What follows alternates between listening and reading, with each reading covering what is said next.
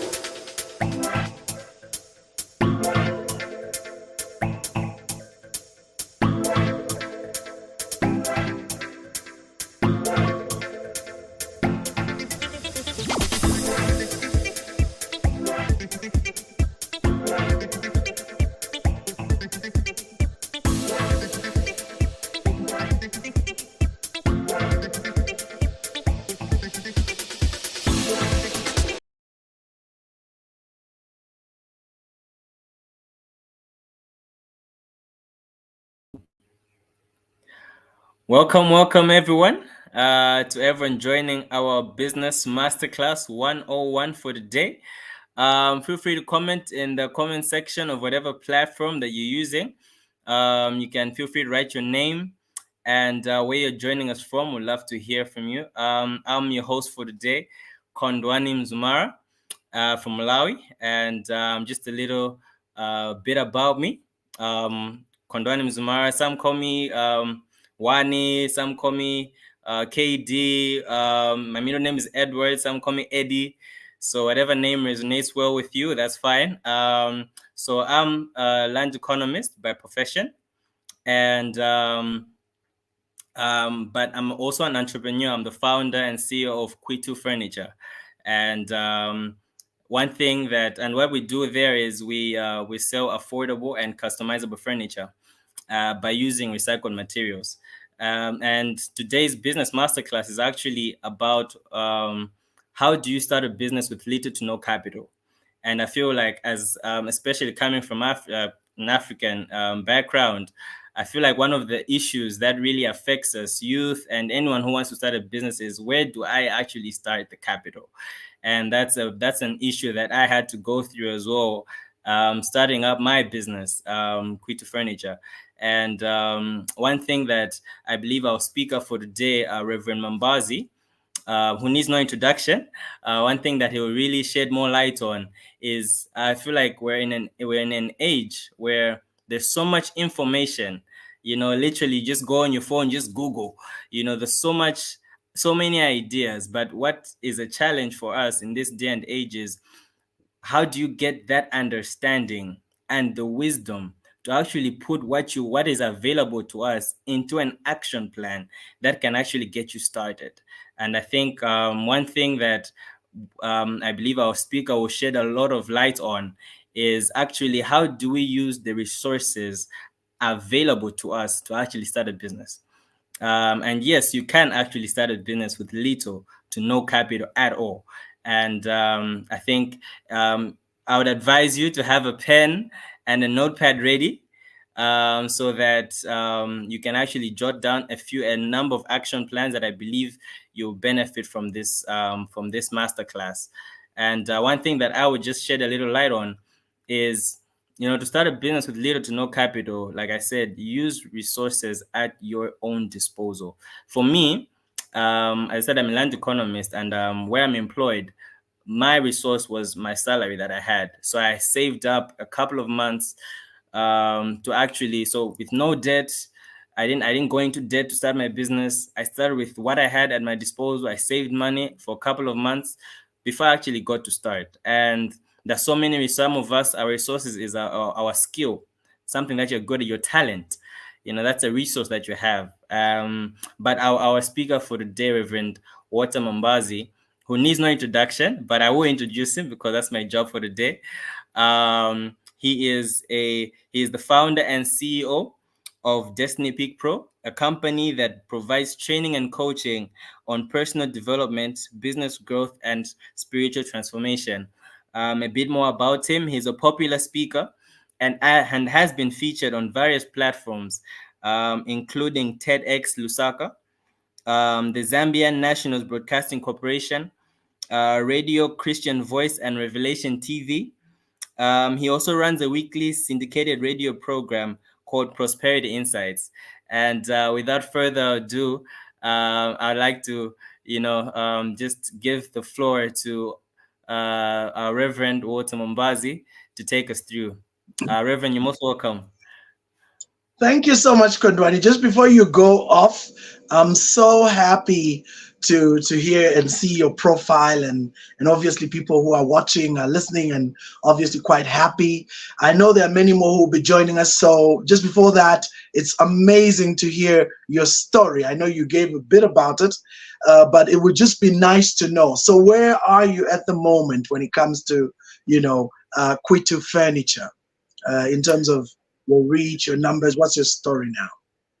Yeah, I think I'm glad you asked. So actually, just a few months ago, our initiative was selected as one of the top 30 businesses under the Yali alumni. That is between Malawi, Zambia, Zimbabwe, and Botswana to attend this year's innovation challenge. That was in May. That actually happened in Lusaka, Zambia. And Nice. right now, yeah, so we're fully sponsored and we're recognized on that stage. But at the same time, so far, with our approach to using recycled materials and working with local artisans, we're actually now able to make furniture in 3 of the major urban cities in Malawi. That's Blantyre, Lilongwe, and Mzuzu. So, I mean, from a business idea Wow. that started in my parents' garage, we're now able to literally service clients in 3 major urban centers, so by simply just using resources at our disposal. I love that. So now, Kondwani, now that sounds quite wide. How are you managing with quality, considering it's 3 completely different locations, and that's about 300 kilometers, Mzuzu and Yeah, Blantyre? that Yeah. is true. But I think one thing that helped us is, I noticed that there are a lot of skillful local artisans that just need the platform to Uh, really execute their talent. And so it's really been not just about us, but how do we showcase that local talent, but at the same time connect them with clients who are able to pay for their services. And it's been a challenge, but at the same time, it's been really mind blowing to really connect with local artisans and connect them with such kind of clients. It's been a journey. That's what I can say.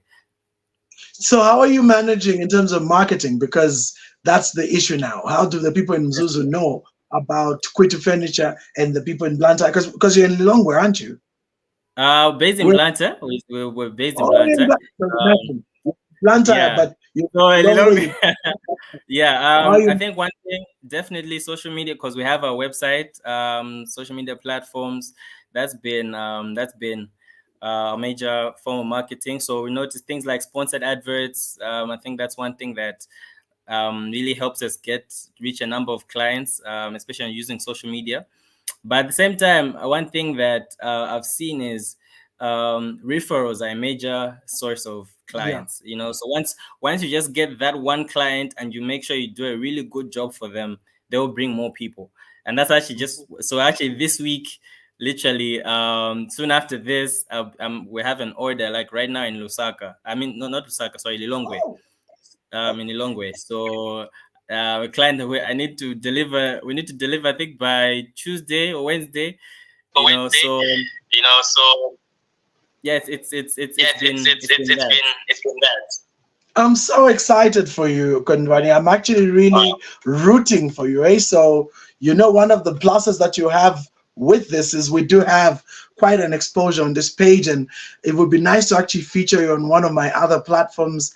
I have the radio show, we have our morning calls, and this very same one. This is just something that we're doing with a young lady over there. I just believe she's your sister, and we Yeah. kind of put this together. I hope she's monitoring from the normal page or whatever.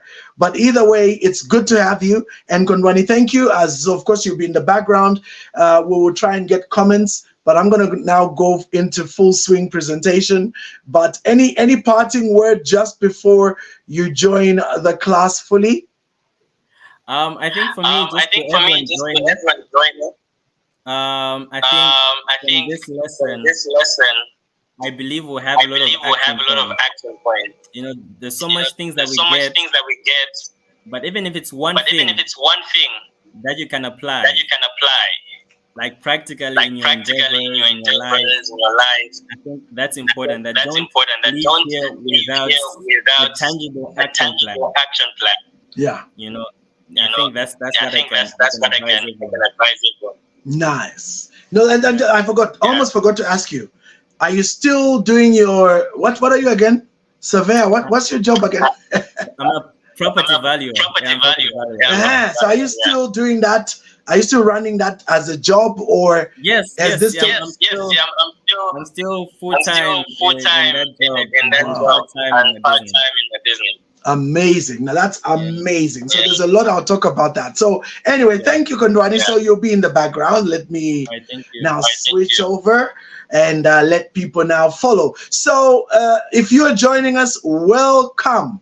This is an initiative that was done by one of my daughters. Her name is Nichelle. She is the one who worked very hard to put this together behind the scenes. And we know that there's still a lot of work. We'll still have others joining us later, whatever it is. I told her that even if we have two people, we will run. And this is it. We will run this. I'll do this in full. We'll even take the Q&A. So if you're following us, just comment in the comments and let us know where you're watching us from, so that we are able to follow. And also at the same time, I am going to be getting into a very, very detailed topic today. We are looking at a topic that many have come to like, that I tend to run with. It is entitled The 7 Capitals Needed to Start Business Without Money. So you want to get your notebook, you want to get your pen and paper, pen, and you want to have these together and start taking notes, because I'm going to be dropping some major stuff today. And there you go. That's good there. Good stuff, Kondwani. So to the rest of you, also, if you can, if you're able to tag somebody, let them know we're doing this. This is going to be running all the way up to 4 o'clock or thereabout. So that's nice to see you, Richard Song. Richard Song, interesting. Watching from Kanyama. I hope you guys have power and you won't be messed up. It's been so rough for all of us. Philip Mwale watching from Lusaka.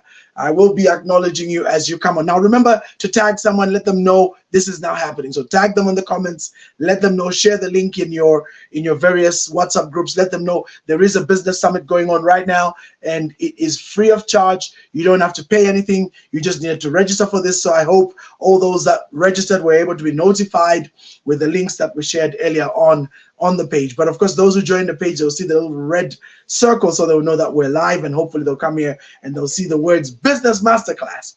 So this is courtesy of Destiny Peak Pro, and I am your host and presenter for today, Reverend Walter Mwambazi, and I'm going to be walking you through this very insightful topic. So 7 capitals needed to start a business without money. Okay. Oh, we've got a Moses Chadza watching from Blantyre, right there with you, Kondwani.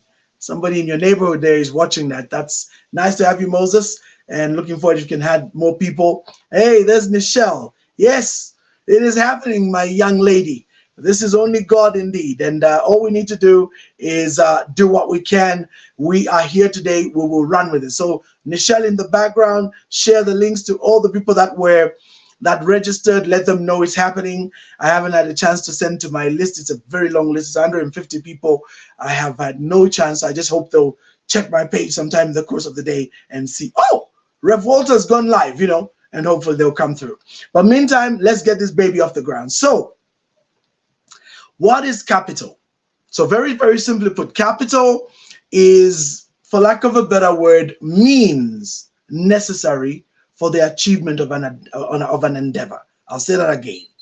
Capital is means necessary for the achievement or execution of an endeavor. So if you have some kind of endeavor, if you have some kind of venture that you need to execute, usually to be able to execute that venture, you will need capital. You will need some kind of input to make it realizable. So that's what we call capital. Now, in this case, I am going to be demonstrating that capital isn't necessarily money.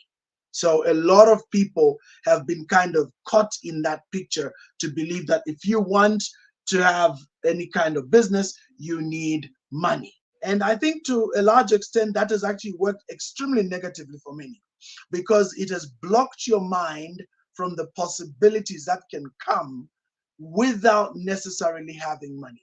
I also want to go further and prove that another thing that's very serious that a lot of people don't know is that too much money at the beginning of a venture is actually negative. Too much money at the beginning of any kind of venture is actually negative. In fact, there is a terminology we use in the business circles called overcapitalization.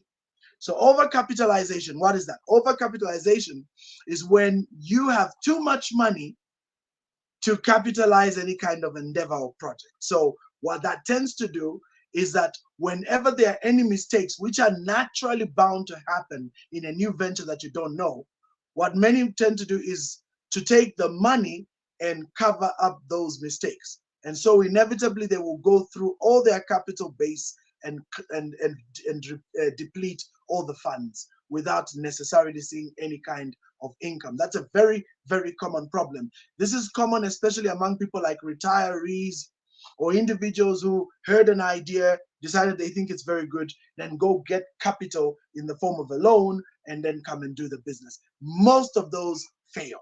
Most of those fall apart because there is a principle that I teach all the time called the 1-3-5-7 principle. What is the 1-3-5-7 principle?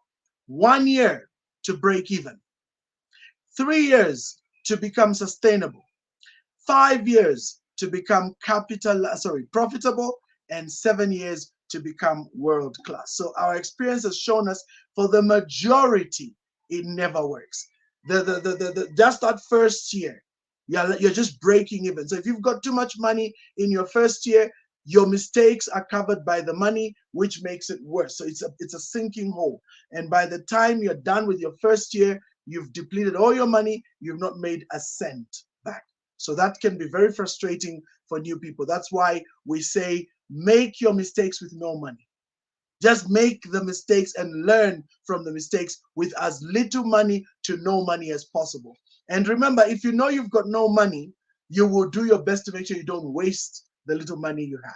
So that's why overcapitalization is a very big problem. And it's a common problem with people that borrow to start. So one of the things we teach here is we say, do not borrow to start ever. Just go out there, be resourceful, use what you have around you, which is what these 7 capitals will be teaching will be about. Use what you have around you and let what you have around you take you into that very first situation. So that's very, very important to take note of. So if you don't do that, then you will overcapitalize. So let's now go into this whole idea. So before I go into the 7 capitals, one big takeaway right now: never borrow to start. I have to stress that again. Never borrow to start. Just make sure that you start with whatever little based on resources you collected. Kondwani just came from telling us his amazing story that he started his business by literally saving his own salary and using that as his input. That's the key. The key is don't use borrowed money. It's better to use your own money, burn that money, make your mistakes, but nobody's going to come asking you to pay back or taking your collateral away. Now, some people say, but at least he even had money. No, what I'm going to teach you will show you how to start even without money. But I want you to understand that all the resources necessary for the accomplishment of an endeavor, business, whatever it is that you're believing for, is already within you. So let's jump straight into those 7 capitals. I will first name them. So that's the first thing I'm going to do. I'm going to name them. So let me see if I can type them here. Let me just see how my setup is looking. Does it allow me to type? Nah, it's looking complicated. So I'll just name them. So number 1 is talent capital. Okay, so you can write them down if you want. Number 1 is talent capital. Number 2 is information capital. Number 3 is blessing capital. Number 4 is vibrational or thought capital. Number 5 is relationship capital. Number 6 is trust capital. And number 7 is social capital. So those are your 7 capitals. So we've got talent, information, blessing, thought or vibration capital, relationship capital, trust capital, social capital. So there you are. Those are your 7 capitals. So now, having given you the outline of the 7 capitals, we will now sink our teeth deeply into now actually examining each and every one of these capitals and understand how they work exactly. And hopefully this will help you to be able to appreciate each one in a deeper way. Blessing. So Willard Kanyama is asking, what's number 3 again? Blessing capital. Literally, like the blessings of the Lord, they maketh one rich and he add no sorrow. That blessing. So number 3 is blessing capital. So let's go into them. So number 1, talent capital. So I want you all who are watching and listening, write that word, talent capital. So that's one way for me to get you to participate. So where you are, just type in your browser, in the comment there, say talent capital. That's number 1. So write that down. I'm waiting. The first comment I see posted, I begin to explain. So write down talent capital in your comments there. Okay, so I'm waiting for you whilst I'm actually sitting up on the back here as well. This is what happens when you're multitasking. So you have so many different things you're doing. So any one of you watching, type the words talent capital. Okay, and then I will proceed. All right, this is just to help me know that you're actually following the presentation. So I noticed that no one has written talent capital yet, so I'm gonna wait until one of you writes talent capital. Then once you do that, then we can proceed. Okay, so talent capital. Okay, you know what? No one is writing this talent capital thing, so I'm just gonna proceed now. So let's go. So number 1 is talent capital. Now let's talk a bit about talent capital. Every person that is born, thank you, Richard. So every person that is born in this world, every person, I don't care who you are, where you're from, your background, whatever it is, everyone is born with a talent. And let me explain that. One great teacher friend of mine said that everything you see in creation is by design. There is nothing that exists in creation that is not by design. And what is the reason for the design? The reason for the design is because God, the creator and owner of this universe, is not wasteful. Creation is not wasteful. Everything you see around you serves a purpose, okay? Everything you see around you serves a purpose. It is there in order to meet a challenge. So for example, this is a pen.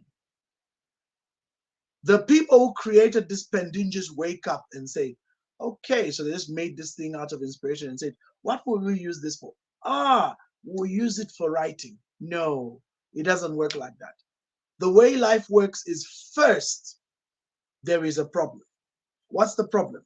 We need to find a way to put markings on a piece of paper to keep or record what we have designed or thought about. How do we put it down on record? We have to write it. So what do we use to write it? We need something that you can write with. So that's how the idea of the pen came up. Have you seen that? So it's like somebody first there was a problem. The problem was, I have to write.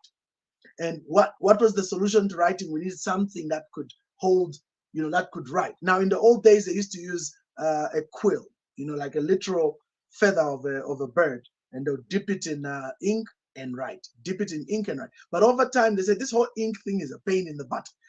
Let's find a way of just putting the ink in something. You see, so what you notice. So in other words, moving around with ink became a problem. What was the solution? Get a pen where the ink is inside. Have you seen that? So every time you are evolving, but you're solving a problem. So these things don't just come into existence. There is a creator who decides what this thing is going to do, and then they create this thing. Then this thing now works by purpose to solve the problem. So you could say this thing has one purpose, to write. That's its thing. So if we say, what's the talent? What's its inherent talent? The ability to put ink on paper. That's its purpose. That's its ability. That's its talent. Have you seen that? So it's not accidental that this thing was designed like this, in a much larger, more powerful way. So it is with you and me. But I want to carry this a bit further. Do you realize that this pen, for as long as it has ink, is useful? But the moment it runs out of ink, it is no longer useful. So for as long as it's able to continue producing a writing, it will be useful to the owners. So it will be in service to the owners. And the value it brings is what causes the owners to pay money for it. So you see that. So meaning, when you have a problem, you look for money to pay to get the pen to solve your problem. So essentially, talent, hear me well, and hear me well, oh, talent serves one very big function: to bring about solutions to an existing problem in your community, society, or wherever it is that you exist and wherever it is you have a reach. So what is your talent? And what problem can your talent solve? But we go a step further. And how can you monetize that talent? So what is to monetize? The difference between a hobby and a business of the same skill is that one is paying and one is not. So when it comes to talent, the real secret to growing in business and succeeding is when you are able to turn and make that talent pay you.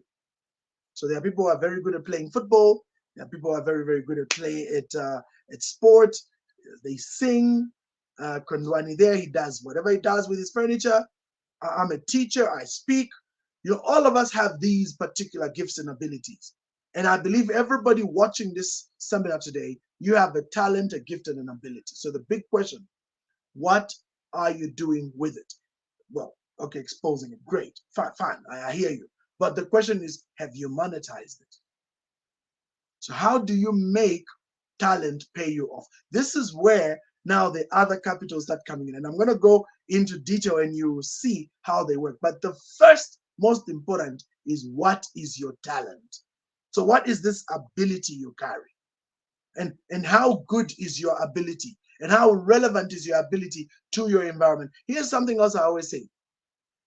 I honestly don't believe anyone is born by accident where they're born and they belong to where they have belonged to by accident. I don't believe so. I believe everyone, it is designed that way. It is purposed that way. Even what looks negative in the beginning, there is a purpose behind it. Now, as you're in that environment, you need to get to a point where you become self-aware. And one of the things that happens when you become self-aware is that you actually realize that you have a particular gift and talent and an ability. So now the bigger question is, if you have this gift, talent, and ability, how good are you at being able to make that pay you off? Is there a way you can turn this hobby and talent into an income? But here's the bigger thing. Now, when you are expressing your service, your talent, you're expressing service, you're accomplishing service, you're serving the community. Now, if you serve in a clever way, it translates to money because people will pay for that. So back to the question, what is your talent? And you need to think deeply about this. A lot of people say, yeah, what is my talent?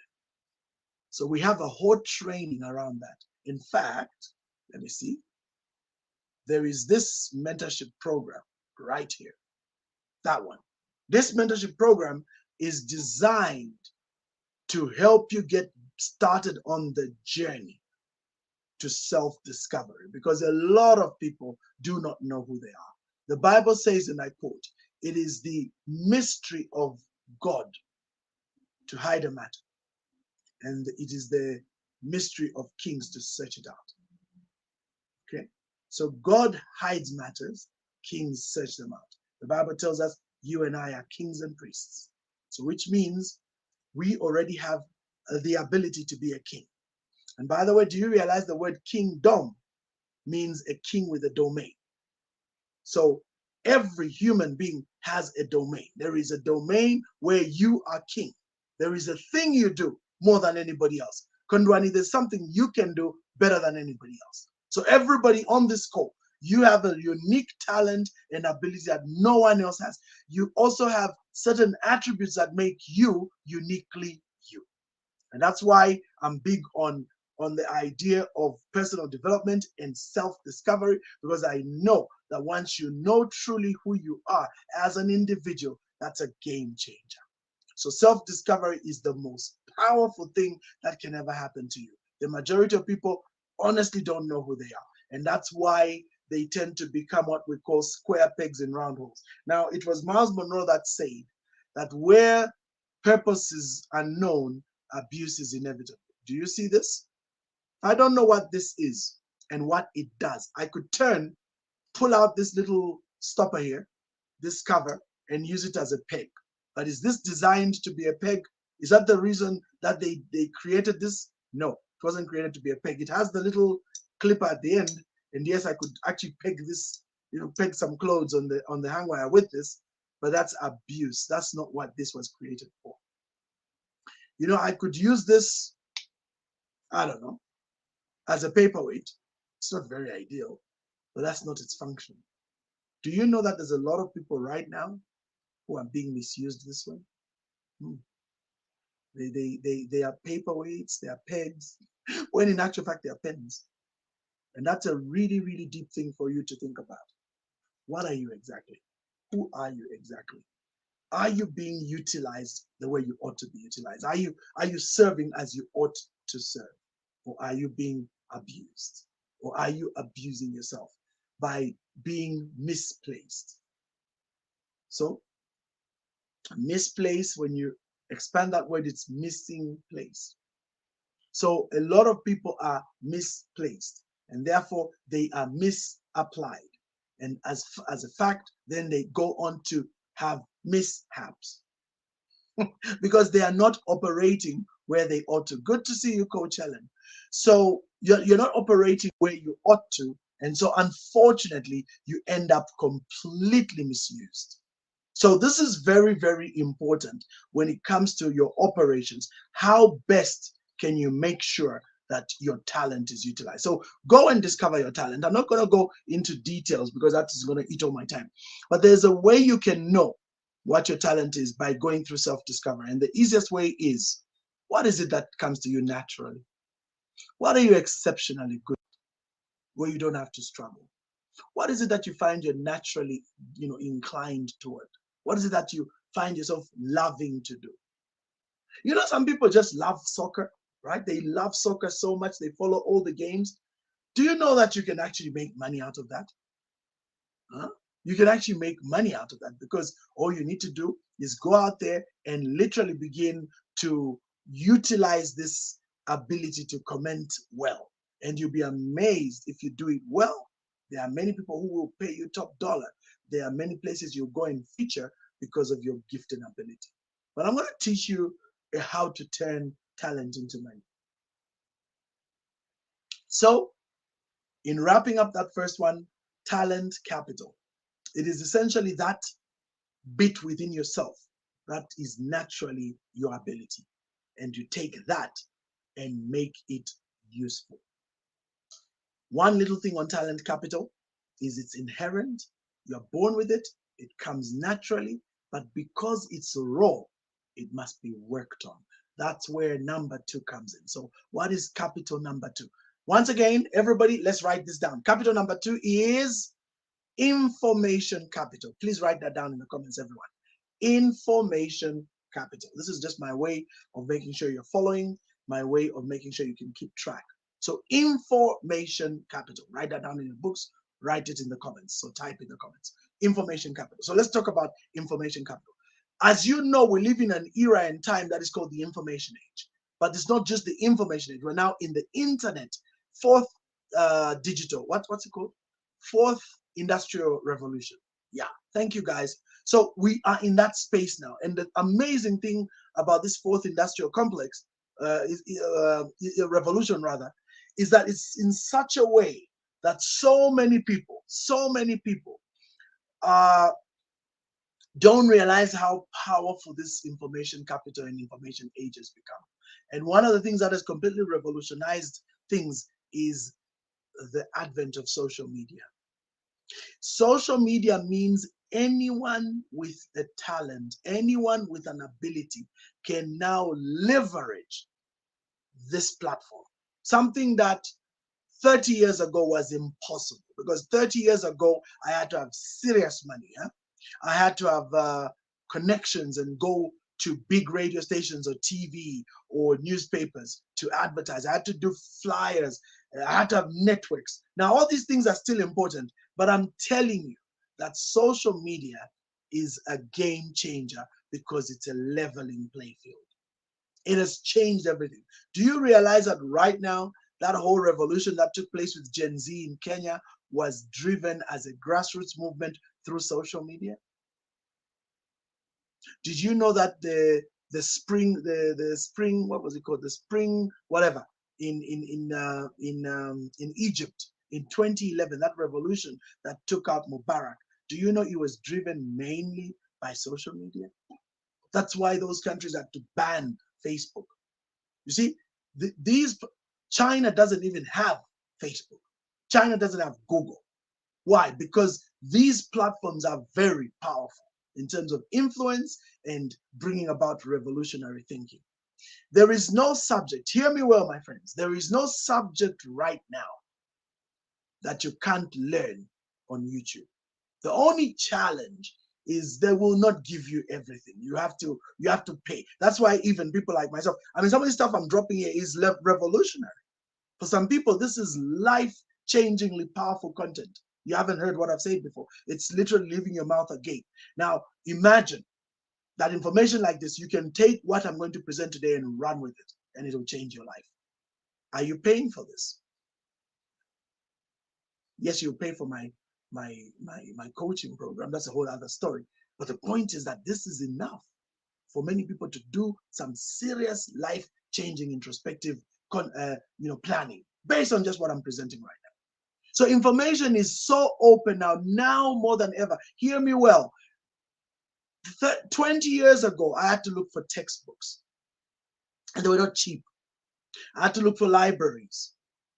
They were not cheap, because it meant I had to get on a bus and go there, or drive and go there. And even when I got there, it depended on if I'll even find the book.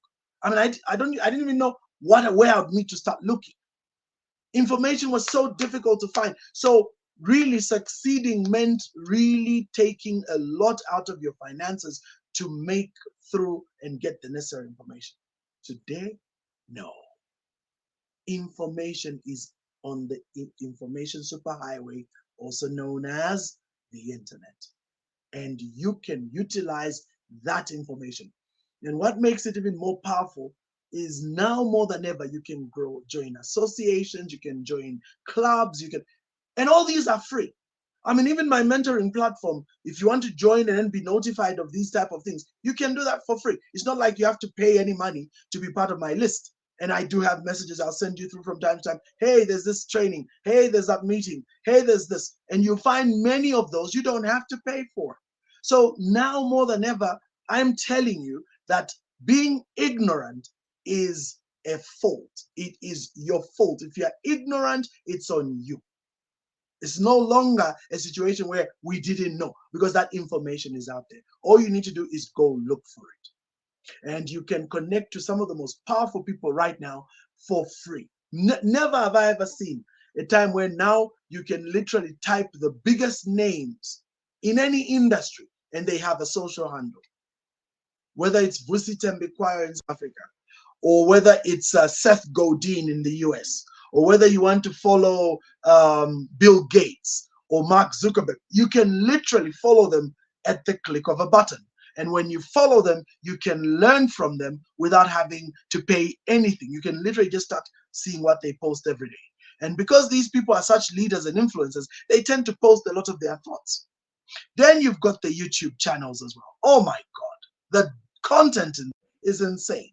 So instead of wasting your time following stupid what you call them, people that are not making any sense, and so-called artistic influencers who just they trade on gossip.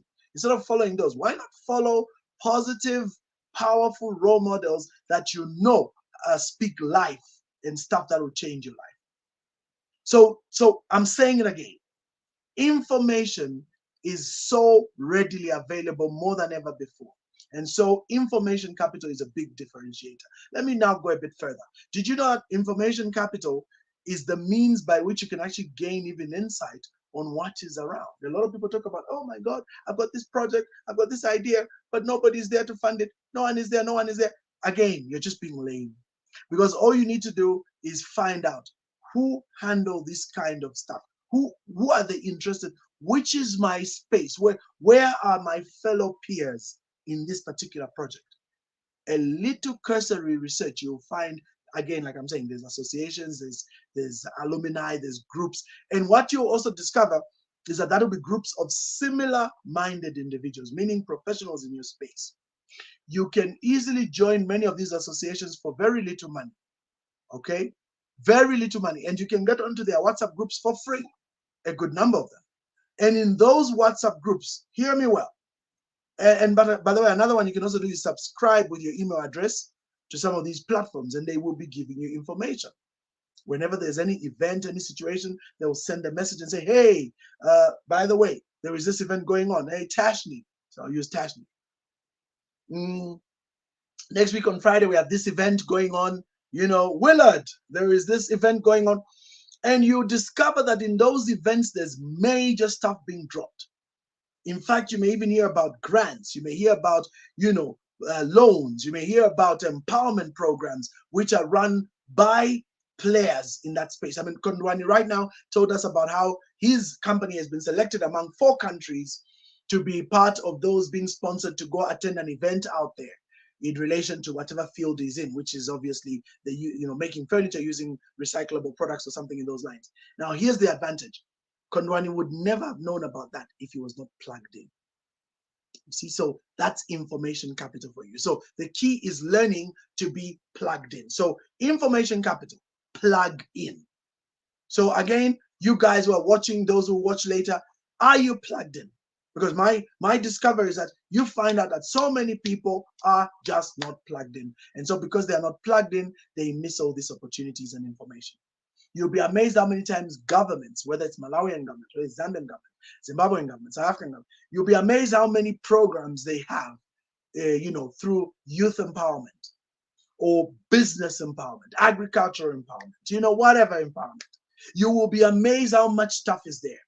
But you got to be plugged in. That's why we're talking about what? Information capital. You need the information, so you've got to be plugged in. And by being plugged in, then you're able to keep track of what's going on. You're able to now receive data and information which will help you. So are you plugged in? That's my question. Are you even part of any of any circle? Or are you just by yourself? Oh, there's no program. They're not supporting anybody. They're only interested in cadres. Okay, you know what? For the sake of your business, be a cadre. In Zambia, cadres are, what do you call them? Political noisemakers. Usually it's these unkempt or very zealous individuals who go around terrorizing everybody in the name of their political party. You know what?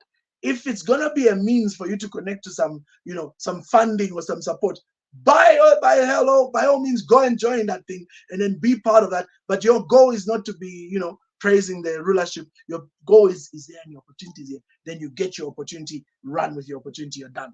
And the truth is that when you start to plug in, you will be surprised and amazed how many opportunities are out there that you can take advantage of. But they only come through information. So back to you again. Are you capitalizing on information? We do a lot of coaching and training for free. I run what we call, I and three other wonderful sisters of mine, all of them elder sisters. We run a platform called the 730 Mentorship Academy. We teach tons of stuff there. It's insane the level of data that you get to receive on that. All you need to do is just be consistent, lock in, and learn. And you will be amazed what you can learn from there for free. But do people lock in and learn? When there is Tay Green and Mutale Mwanza having a go at each other to gain numbers. Everybody logs in. You see thousands of people following that rubbish. But when there's a training on empowerment to get you to the next level in your life and to give you financial freedom for life, 6 people. Like, wow. But that's how it is. Because the truth is, this is the reason why, and a lot of people complain, but it's true. People themselves will select themselves out of success. So you can't turn around and blame anyone. You deliberately exclude yourself from success because you do not give yourself the opportunity to pursue the things that will change your life. So information capital is real, but very few people take advantage of it because they are not interested. So in closing on information capital, are you plugged in? So let's go to number 3, which is blessing capital. I want you to write that down. Those of you who are following and watching, write that down. Blessing capital. Blessing capital. And by the way, if you're feeling this, if you're enjoying this, give me a thumbs up. Give me some kind of sign to let me know that you're feeling this. You're following me. It's like I'm flowing. I'm feeling it. All righty. So blessing capital. Now that's one of the most interesting concepts. Even when I first came across the idea of blessing capital, it amused me quite a bit because I was like, blessing capital. But when we break this down, I'll break it down in a moment and you'll see. Blessing capital. What is a blessing? Very simply put, a blessing is simply a good pronouncement, usually from somebody of superior spiritual authority of some sort. And they will make a pronouncement over your life with the idea that that pronouncement will lead to glad and good tidings. Good things are going to happen in your life because of that. If you go into the Bible, it does go further and illustrate what that means. It goes on to tell us that in fact, one of the most powerful statements I ever know from the Bible says, if you are willing and obedient, you will eat the good of the land. If I take that passage from Isaiah 1:19 and match it with Deuteronomy 28, Deuteronomy 28 says, without me going into detail, that you will be blessed. Now, if you obey the things that the Lord your God is telling you, if you heed his law and follow his commandments, then these blessings shall be yours to take and shall overtake you. They'll surpass you. And what are the blessings? You shall be blessed in the city, blessed in the field, blessed in the morning, blessed in the evening. You shall lend and not borrow, and blah, blah, blah. Very long and lengthy breakdown. Now, what is even more interesting is that there is an opposite also, where it actually tells you. It says, if you are not obedient and do not follow the things that God tells you and commands you, then these curses shall overcome you. And it's a very interesting list. Now, let me talk about the blessing capital. The blessing capital comes as a result of obedience. And I'm going to go deep into obedience. In fact, it's just that these are the things we teach in my detailed mentorship class. But I'm going to do an above board training here. When Joshua was told that Moses is dead, he was told to be strong and take courage. And there's something God said that has become a mantra for me. In Joshua 1 verse 8, I believe, he said, this book of the law, please take note of that word law. I'll come back to it. This book of the law shall not depart from you, but you shall meditate on it day and night, and see to do everything written in it. And then you'll be prosperous, and then you will have good success. So 2 promises based on what? Obedience. Obedience to what? The law. Now I'm going to go deep into this law so that you understand what blessing capital is. See, when you say law and you're dealing with religious folk, they start thinking of the 10 Commandments and the laws in Leviticus and the laws in Deuteronomy. I mean, whilst that's true from a religious standpoint, I want to challenge and open your mind in a bigger way. There are laws that God gave as part of living as obedient children who then bring the sign that they are children of God because they live in obedience. But there are also laws that God placed in the creation. He may not have outlined them, but they are very real laws. You've got what we call, they're divided into two very powerful laws. One is called spiritual laws, the other ones are called natural laws. So let me give you an example of a natural law. The law of gravity is a natural law. The law of the maritime law is a natural law. And there's so many laws. You know, in mathematics, you've got laws. In physics, you've got laws. In chemistry, you've got laws. In biology, you've got laws. In governance, you've got laws. All these laws were created by God and locked within the fabric of nature. Now, that's really interesting. And here's the thing. If you do not obey those laws, let's go there. If you do not obey those natural laws, there are consequences. Let me give you a very simple example. The law of gravity is true. Whether you believe in God or you don't believe in God, whether you believe he exists or he doesn't exist, it's immaterial. This law is locked within the fabric of space and time. If you walk off a building at the top and you don't believe in laws and you don't believe in God, you will still come down because the law of gravity will take effect. And because you disobeyed that law, you will either break all your bones at the bottom, die, or some tragedy. Why? Because you disobeyed the law. Let me go back to that passage. But if you're willing and obedient, you will eat the good of the land. So if you know that there's this thing called the law of gravity, you'll make sure you respect that law. You'll make sure you operate within the confines of that law. And all will be well with you. Do you see? And a lot of people, especially religious people, they try to turn it into some spiritual thing. I am talking as natural as possible. Let me take this a notch higher. You live in a country like Malawi, or you live in a country like Zambia. In that country, you have a president.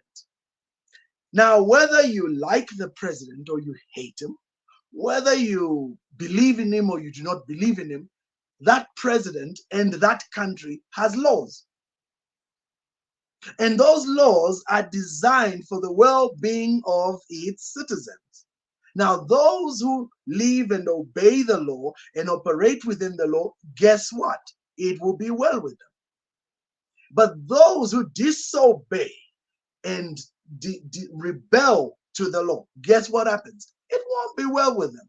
The law will catch up with them because of their behavior. Are people following me here? Because I'm going very natural. I'm not going into the whole spiritual thing. No, let's just deal right here on earth. We are on earth here. Now, on top of that, there are also what we call spiritual laws. Now, there's a whole bunch of them, but I'm going to give you very simple ones. I'll give you three, but there are many. One of them is the law of sowing and reaping.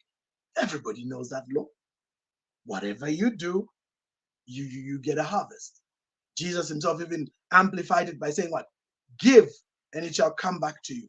Good measure, pressed down, shaken together. As you give to others, so shall men place on your bosom. So that law of giving is very powerful. That law of sowing and reaping is very powerful. And if you think you can sow evil and not expect evil back, then you're dreaming. So when you disobey the laws of the land and do evil, you will, someone down, either yourself or somebody after you, is going to pay the price for what you did. Those are spiritual laws. So if we want to live and see good in the land, we simply have to be obedient. That's what that law talks about. There's another law, the law of attraction. You attract who you are. I'll talk much about it in the law of thought. Okay, there's another law, the law of reciprocity. What does the law of reciprocity state? That one good turn deserves another. When you do good to people, they are naturally inclined to do good back. It's just a natural thing in nature. It may not manifest then, but it tends to do so. And so people, well, now there are many laws. Like I said, I'm not going to go into them. We tend to go more into them when we're dealing with my deep mentorship classes. But what I want you guys to know is that when you decide to operate and understand these principles of the blessing capital, you will definitely see wonderful things in your life.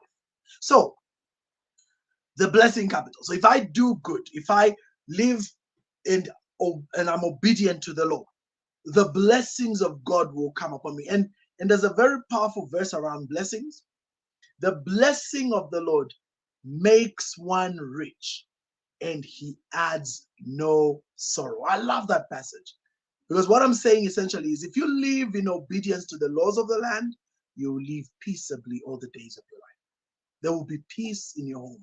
There'll be peace in your business. There'll be peace in your conscience. There'll be peace around you. And whatever you earn, you can sleep at night without looking behind.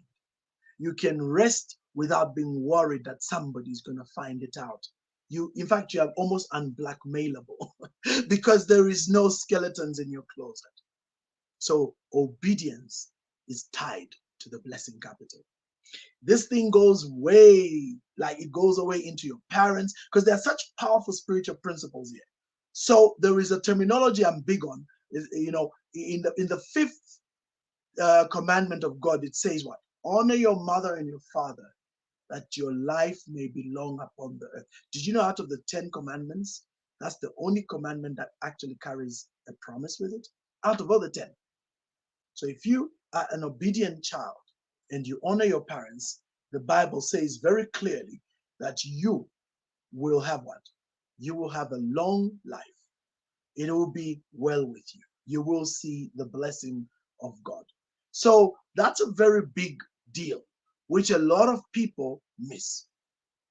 So, again, honor your parents that it may be well with you. A lot of disobedient people, especially to parents, have shorter lives because in that rebellion, they do so many wrong things and life catches up with them. So the blessing capital is a powerful capital, because if you choose to live in obedience to the laws of the land, in obedience to the natural laws themselves, in obedience to the spiritual laws, couple these with, for those who are believers, the laws of God, and you have a very fulfilled life. I assure you, it doesn't matter what life throws at you, you walk under the blessing of God, and God does promise to bless. What I love is, even if you take God out of the equation, if you obey these laws, you will still see the blessing of God. So blessing capital is poured out to all mankind because God is magnanimous, and he has promised that those who obey shall eat the fruit of the land. Those who obey the laws of the king shall eat the fruit of the land. So the blessing capital is about living in obedience. So if you're a business person, are you compliant? It's as simple as that. Every space has regulation.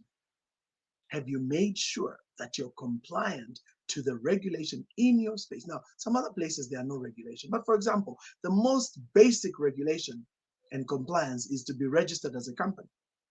Have you done that? Or are you just a cowboy outfit? So register your company. Number two, are you paying tax? There are two things guaranteed in life: death and taxes. These things you can't run away from. So are you paying your taxes? And it's amazing. For example, here in Zambia, did you know that you can register, and if you've not made any money that month, just do a nil return? Absolutely in order, just do nil return. And it's acceptable because you didn't make any money that particular month. That's why they've put it there. But if you're not compliant, it becomes a nightmare the time you want to. Because now you'll find that there's all these penalties and issues, and they end up becoming a barrier to your business. So I'm talking to those who are in business. Be compliant. Register your company with the registration authority for companies in your country. Number two, make sure you register for taxes so that you can be paying your taxes where taxes are due. And if there are none, you do your returns. By the way, when you register for your company, you always have to do what we call annual returns. Make sure you do those. Zambia is right now shifting into the whole self-assessment model. In fact, there's a whole set of transformations, very revolutionary, going on with Zambia Revenue Authority here in Zambia. Big, big things. And so if you are not going to be plugged in, information capital, remember that, if you're not plugged in, then you won't know what's going on, and then you're going to be hit by surprise. Oh, I didn't know. Here in my country, NAPSA are big now. NEMA is a big thing. NEMA is the National Health Insurance Management Authority. NAPSA is the National Pensions Scheme Authority. So, and these guys are getting more and more draconian. They are being given more and more power and authority to bring punitive measures against those who do not comply. And what that does is so that it becomes a deterrent. Of course, the sad part is that it ends up hurting, become less likely to comply. But I'll be very, whether you want to comply or not, these are important things. And if you want to eat the law of the land, so if you want to eat the fruit of the land, be obedient. Number 3. Well, that's number 3. So that's my conclusion on the blessing capital. We come to number 4, very powerful capital. This one is what we know as the thought capital, thought or vibrational capital. So I want you to write that down. Write it in the comments. Thought or vibrational capital, whichever one you want. Thought, vibration, thought capital or vibration capital. It's up to you. So write that in the comments. Number 4, vibrational capital. So let's go into vibrational capital now. So this vibrational capital, what is that? Now, for people like myself, coming from my background as a pastor who is Pentecostal, charismatic, the works, what tends to happen with people like us is when we start to talk about these things, we get that very funny reaction. People look at us in a funny way. And the reason they look at us in a funny way is because it sounds like New Age. I'm here to tell you, my friends, that it's not New Age. There's nothing new about New Age.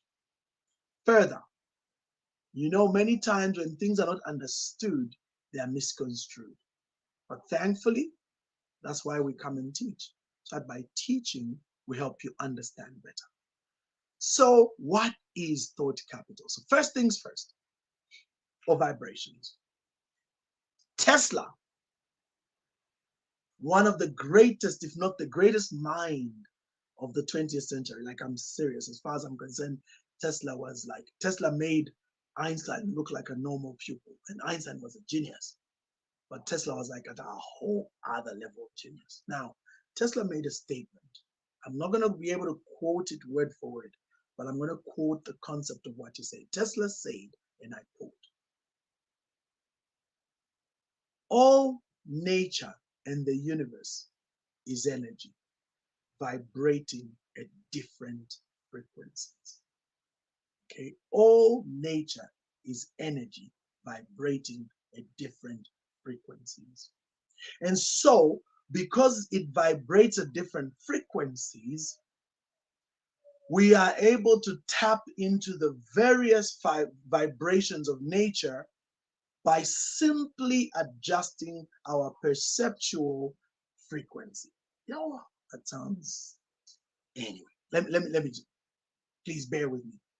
So once we understand that everything is a vibration, we can tap into very high levels of consciousness and awareness by simply changing our thinking. You are the sum total of your thoughts. Whatever you think about, you become. This is why what you speak to yourself is so profoundly powerful.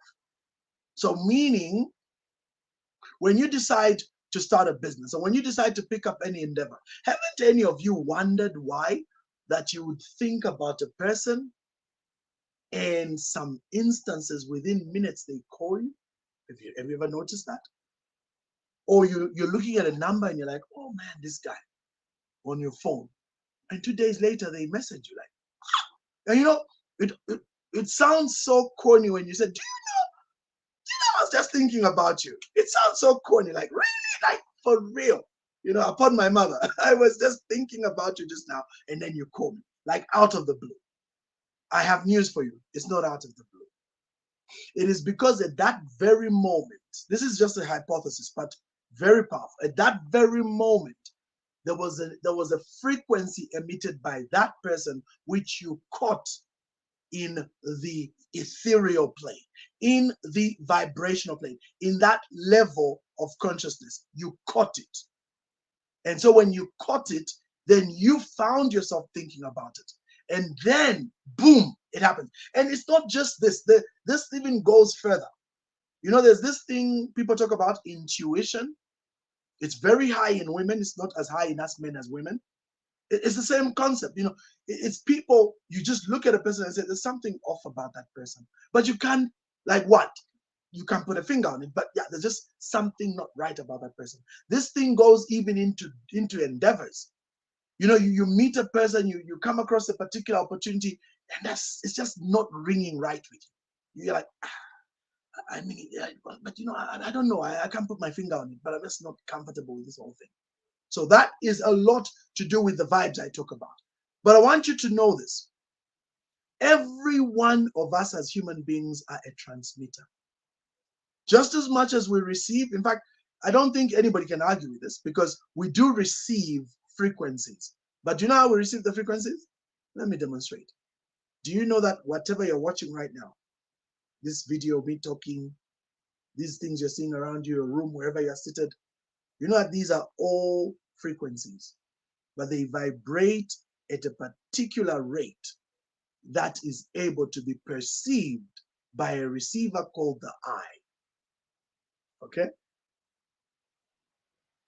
They can be received by the eye. So the eye is designed to see a certain frequency of vibrations. It's called, so the whole vibration range is called the electromagnetic spectrum. It's massive. Gamma rays on this end, massive low range on the other side, and all through that, we see roughly, I think 1%. 1% of that entire electromagnetic spectrum is what you call the visual cortex, is what we see with our eyes. All that is vibrations.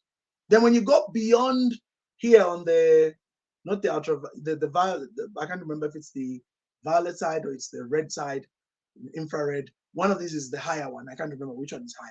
So when you go beyond that, that's when it goes very high, then it starts being sound.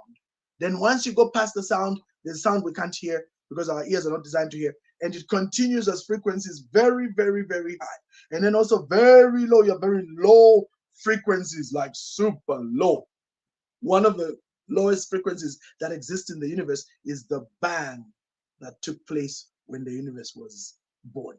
So that bang still echoes through the universe. And with the right receivers, you can actually hear the sound of that explosion as a low, low frequency that vibrates lower than any perception that we have as humans. So that is just an example. Now, do you know that our thoughts are energy? Everything in the universe is energy. We've been taught in science, physics specifically, that there is something called the law of conservation of energy. Do you remember the laws I told you about? So there's a law called the law of conservation of energy. Matter can neither be created nor destroyed, but changes from one form to another. Yep. So when you boil water, there is heat. The heat transfers to the water begins to vibrate, and as it vibrates, it heats up, taking up the energy of the fire until it boils. Now, when it starts to boil, what happens? That water transforms, because of the boiling, into another state of energy, which is mist. Or is it mist? Now, as it transforms into steam, something else happens. Sound is also created. That's another form of energy being released by that fire. So that fire is having all these processes of energy manifesting. Now, did you know at a higher level that energy is also being transmitted by our minds? There is a frequency of vibration around our minds, and consciousness is believed to be an existing realm of energy. And so in that realm, there is a whole sea. And in that sea, energy moves in the form of thoughts. Now, somebody posted something very, very funny here. Cassie said, on that one, some people claim, especially if it's a lady, that it means she was using charms and calling your name. Funny or not, funny as it sounds, you're not far off. Oh, Cranston, good to see my good colleague Cranston from Australia. Thank you for joining us this afternoon, Cranston. I know you're a busy man, but thanks for tuning in. This is probably a bit late for you, but thanks for being here. So, yes, it sounds funny, but do you know that in witchcraft, this idea behind sending vibes is very real? I'm not going to go into it. I don't want to talk about spells. I don't want to talk about sigils. I don't want to talk about any of these things relating to the arts and the occult. Let me stick to the subject, vibrational capital. So why is it capital? It's because your thoughts and the corresponding actions tied to your thoughts are like magnets. So there's that law called the law of attraction. You attract who you are. When you begin to emit these thoughts, and when you begin to act on your thoughts, it's as if you trigger, not even that, that's even the wrong word. You trigger, it's not as if. You actually trigger the universe, and the resources that were put by the creator because of the purpose you carry are activated. I'll say that again. When you choose to do something and you begin to run with it, so forget about just thinking. Although when you think, all of a sudden you start seeing that thing pop up, right? I don't know how many of you have had that. Like you think about a business. I'm going to do this business. I'm going to do this. You even do like a plan. Then all of a sudden, boom, you start seeing that plan. And, oh, wow, the truth is you are now being cognitively made aware of these things. It's not like they didn't exist. They were always there in the environment. But you find that it has now become conscious. You're now conscious of it because you thought about it. But here's the part that gets exciting. When you begin to act towards accomplishing that thing, all the resources start to unlock. Like coincidences, literal coincidences start to happen. It's absolutely amazing. Ian is saying that whenever he thinks about something and then opens his Facebook app and finds the same thing he was thinking about. This is very common. In fact, this is not what I'm about to tell you is not scientifically true. It's just there. There's a belief that these guys running these apps and these algorithms and whatever is going on with AI, they're using something called quantum computing. And quantum computing is a whole other monster, my friends. Go Google it and see for yourself. It takes any computing we have right now and throws it to the dogs. In fact, it's so powerful that it's actually illegal right now. You cannot, as an ordinary company, own and manage quantum computing platforms.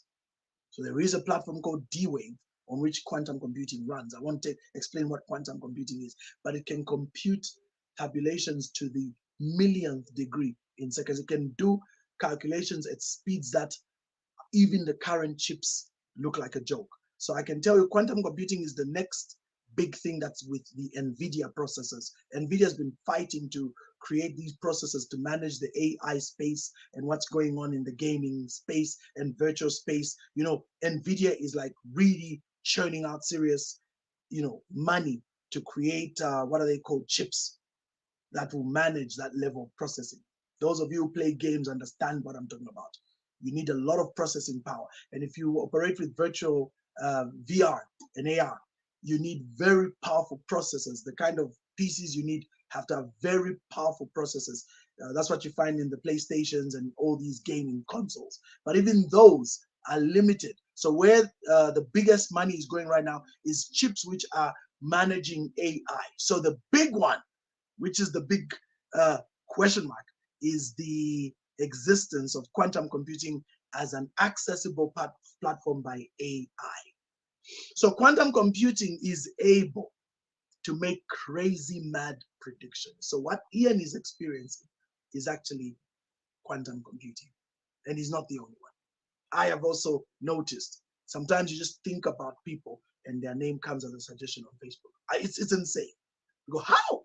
I didn't mention the name. I didn't speak in the microphone because we know that these things are all tapped. We know that. But you didn't say it anyway. You didn't even search for it.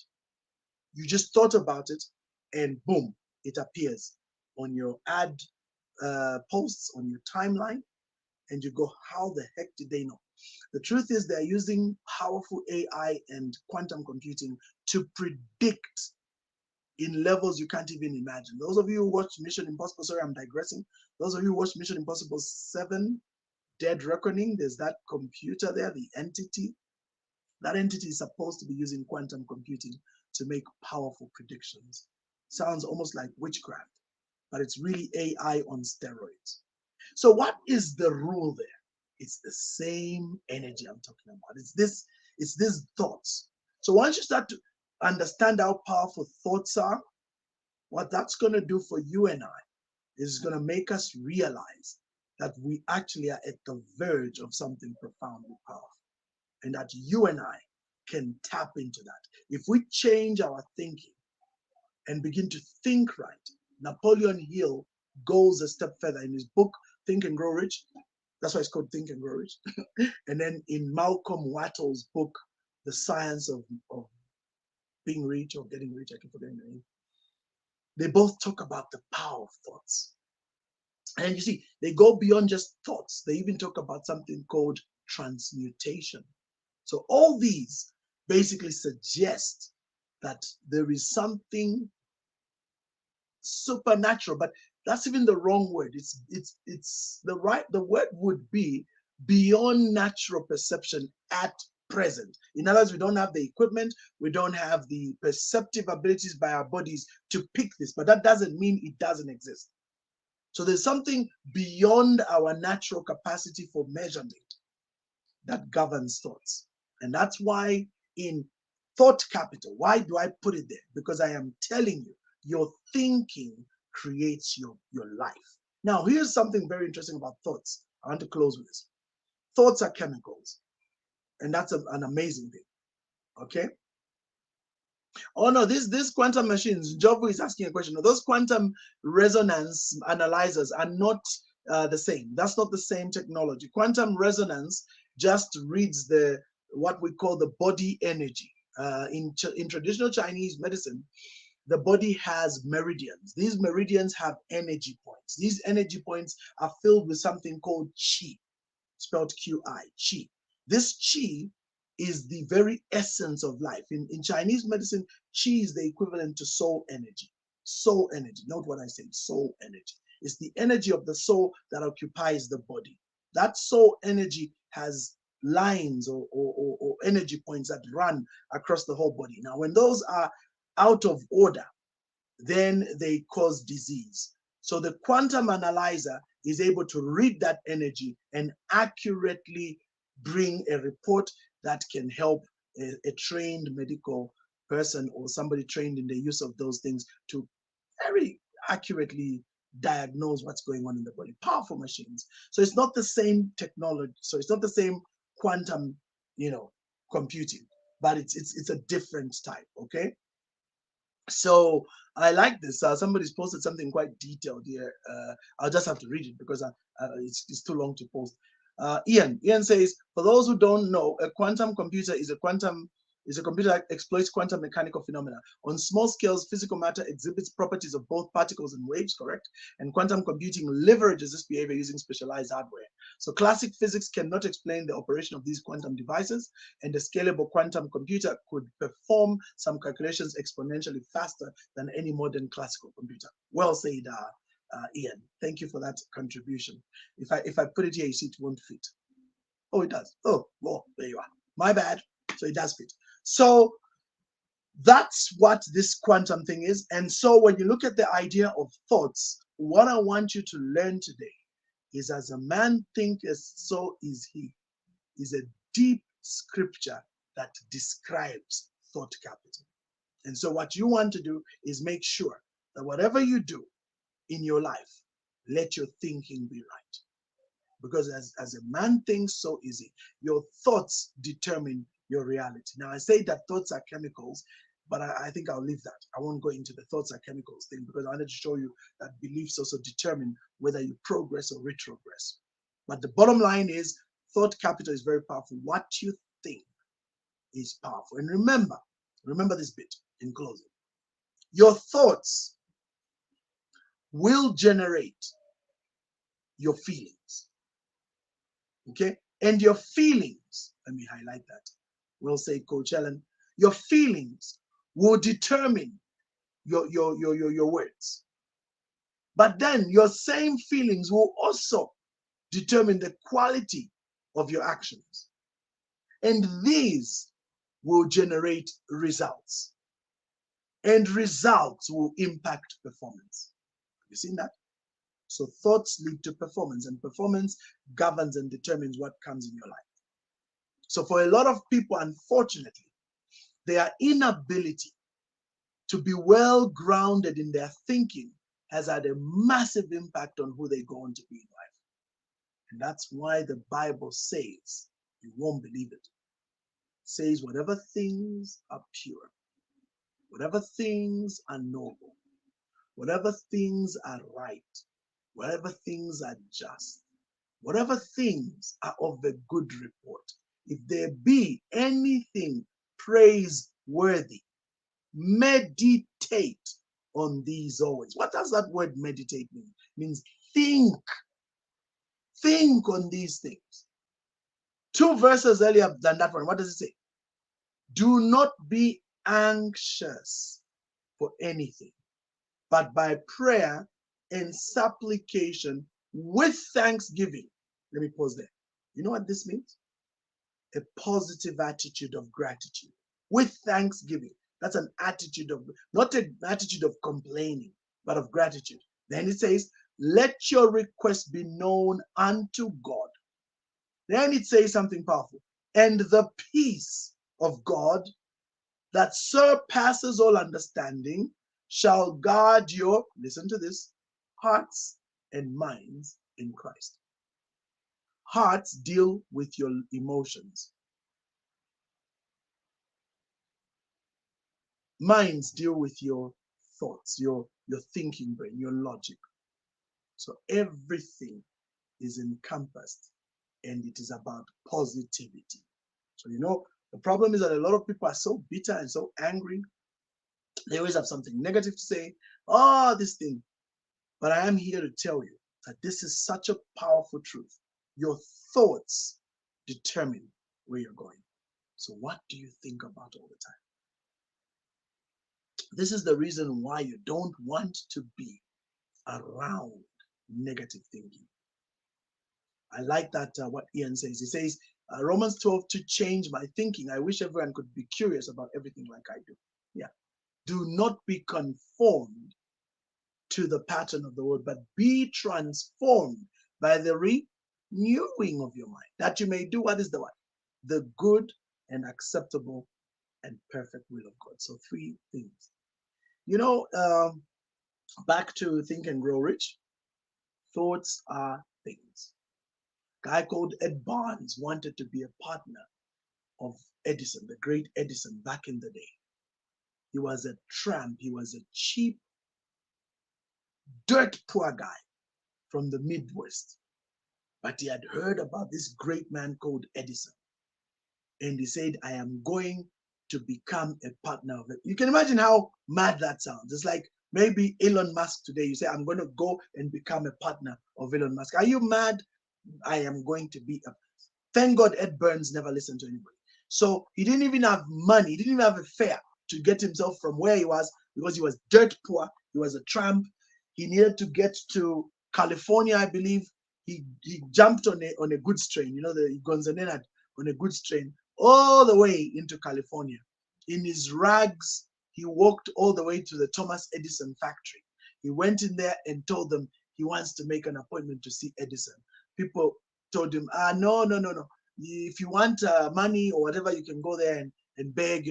They made many funny comments. So what he realized is, these people are not going to allow me to see him in the way I'm looking. So he had to go find the way he worked. He did whatever he did, bought himself a second-hand suit from the thrift shop there. They call it a thrift shop, which is Salaula. I'm talking about the turn of the 19th century. It's a long time ago. Turn of the 20th century, sorry. And so finally he gets this money and he, but does what he could, and then he goes back and says he has an appointment. And of course they're a bit curious, like, really? But anyway, so he finally walks into the office to see Edison. And when he gets in there, then he says to Edison, I'm summarizing that I've come here to be your partner. Now, the story in the book says that there was something about his eyes. There's something about the guy that Edison saw that no one else saw. That made him say, you know what? You can't be my partner, but for whatever it's worth, you can find something down the line. You can get some job in my factory and work. He says, no, I'll be your partner. Well, so they forgot about that guy. And of course, he went and became a box loader. But because Ed Burns was a very sharp guy, he realized that the only way this can work is I've got to find myself in sales. So he worked his way. Long story short, he found himself in the sales department selling Edison's new inventions. And so he was doing that and trying his best, but finally the opportunity came. Edison invented something called the dictaphone, dicta, whatever it was. But this thing could record. It was like the mother of modern day tape recorders, but the earliest one. And it couldn't sell. No one could sell this thing. And that's how Ed Burns said, that's my opportunity. He took that thing and went and started to sell it. And long story short, in 5 years, Ed Burns became the #1 seller of Thomas Edison's dicta machines, such that when he reached the 5th year, he signed a special deal with Edison to be the exclusive distributor, not just of dictaphones, but all of Thomas Edison's inventions. And the byword that came later was, Edison invents it, we sell it. Imagine that. And that's a guy who was a tramp, who was so poor, he gonzenenad on a train to get to California to go and present himself. And everybody laughed when they saw him because he was smelling and he looked dirt poor in rags. But 10 years later, he became a partner of Edison. So what made that possible? He was a believer. He thought it. I'm going to say that again, guys. He thought it. And the fact that he thought it, it became. So that's thought capital, my friends. I'm going to have to rush through my last 3 capitals. But think about that. That's thought capital right there. Number 5. I want number 5 here, which is relationship capital. This one is not very difficult to explain because it's very powerful. Do you realize, all of you listening to me today, do you realize that every opportunity that has come in your life came because of a relationship? Every platform you've gone to in your life, whether it's from joblessness to a job, whether it's meeting your now wife or husband, it doesn't matter. Whatever you call a major life-changing opportunity, it happened because of a relationship. In other words, there was, dictaphone. Thank you, Michelle. Yeah, so it was called a dictaphone, I think, but it was called Thomas Edison's dictaphone or something. So anyway, so there was an opportunity, there was a relationship. So in other words, it is on the back of relationships. Hear me well. It is on the back of relationships. You have a connection.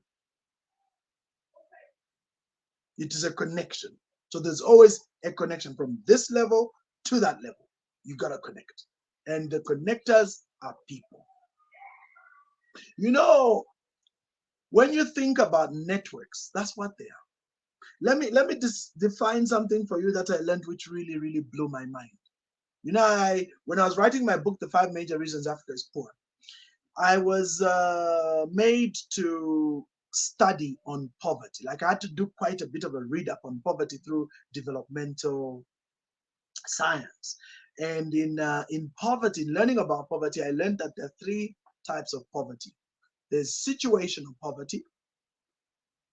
Now, in situational poverty, it is the one that comes because either there's an economic crisis, a job loss, or whatever it is, an injury or a sickness. Usually there's an event either around you or outside you or within you that impedes your capacity to actually continue working.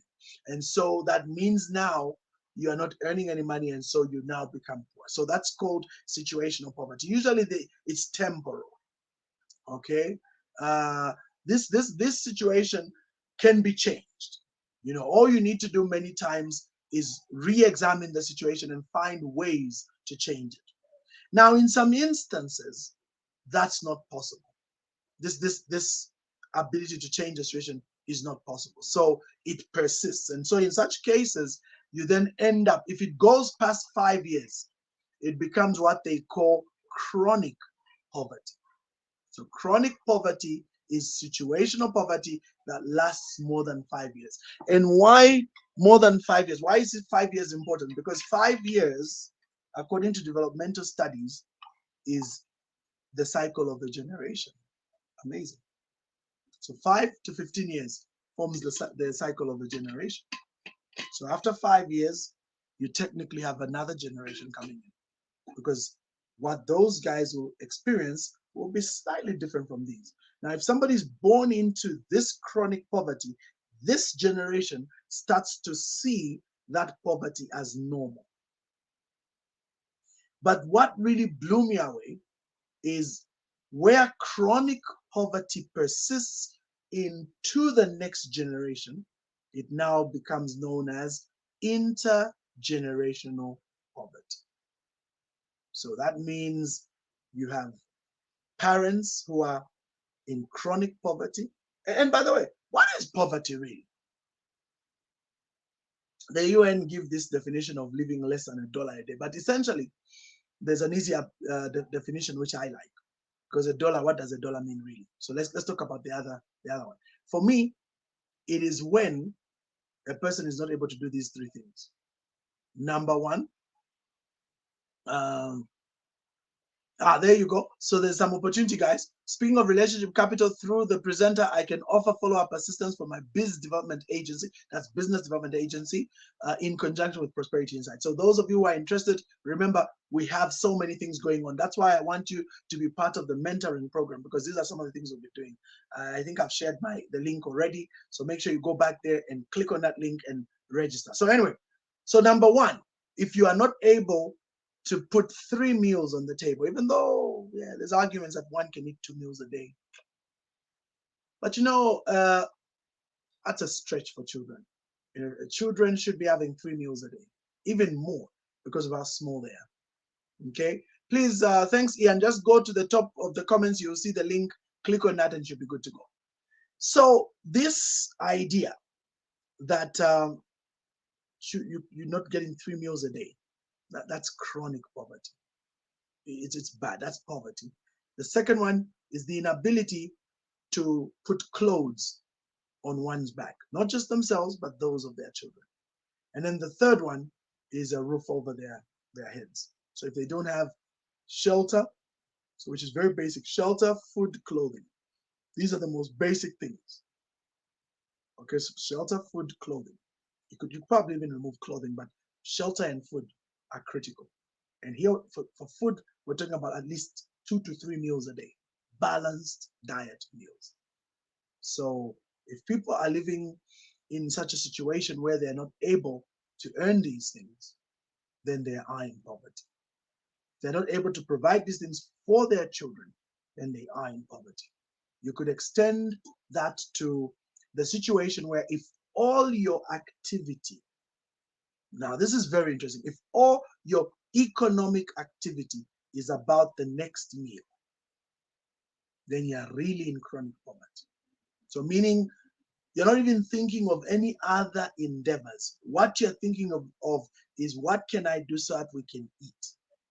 So what tends to happen in such setups is that even when it comes to the children in that setup, things like school are a luxury, because every money, if they even earn any money, but everything that they earn is so that they can have their next meal.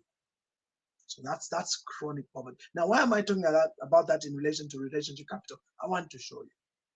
Did you know that intergenerational poverty creates 3 very painful realities? I hope I can recall them off the top of my head. The first reality is pretty much around the issue of health. Many people in that type of situation aren't healthy because they are living in a poverty-stricken life. So even their ability to eat well is not there. Their ability to fend and get what is needed is not there. So access to just good, healthy meals is not there. So many of them are malnourished. They are weak. And that, of course, translates to lack of access to basic health, basic health. So that again makes the situation extremely unfortunate. Okay. So what makes that scary is that because they don't have access to basic health, it means they are weak. But it gets worse. No opportunities. Because and that's let me explain that well so that you see how relationship comes in. No opportunities.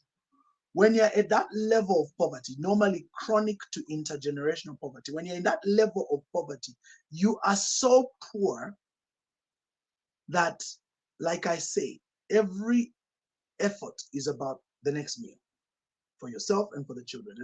And we are aware right now that there are families who even exchange when they eat. So one family eats now, and then in the next meal, the other part of the members of the family eat, the others don't. Some do even one full day. So one full day, these don't eat. The following day, the others eat, that kind of thing. That's happening in Zambia right now. That's that type of poverty. But here's the stuff that really hit me hard when I learned it.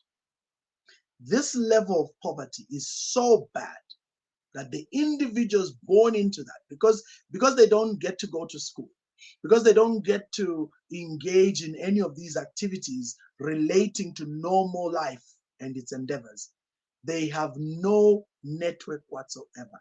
Everybody around them is at the same or lower level of poverty. So it becomes a cycle of poverty. That's the term. So remember, chronic to intergenerational poverty leading to cycles of poverty. The children are born, they're in the same mess, they can't come out, so they end up bringing children who are in the same mess, they can't come out. The only way these people can come out is by intervention. But intervention, if government doesn't intervene, poverty persists for generations. In our Pentecostal circles, they talk about generational curses or something.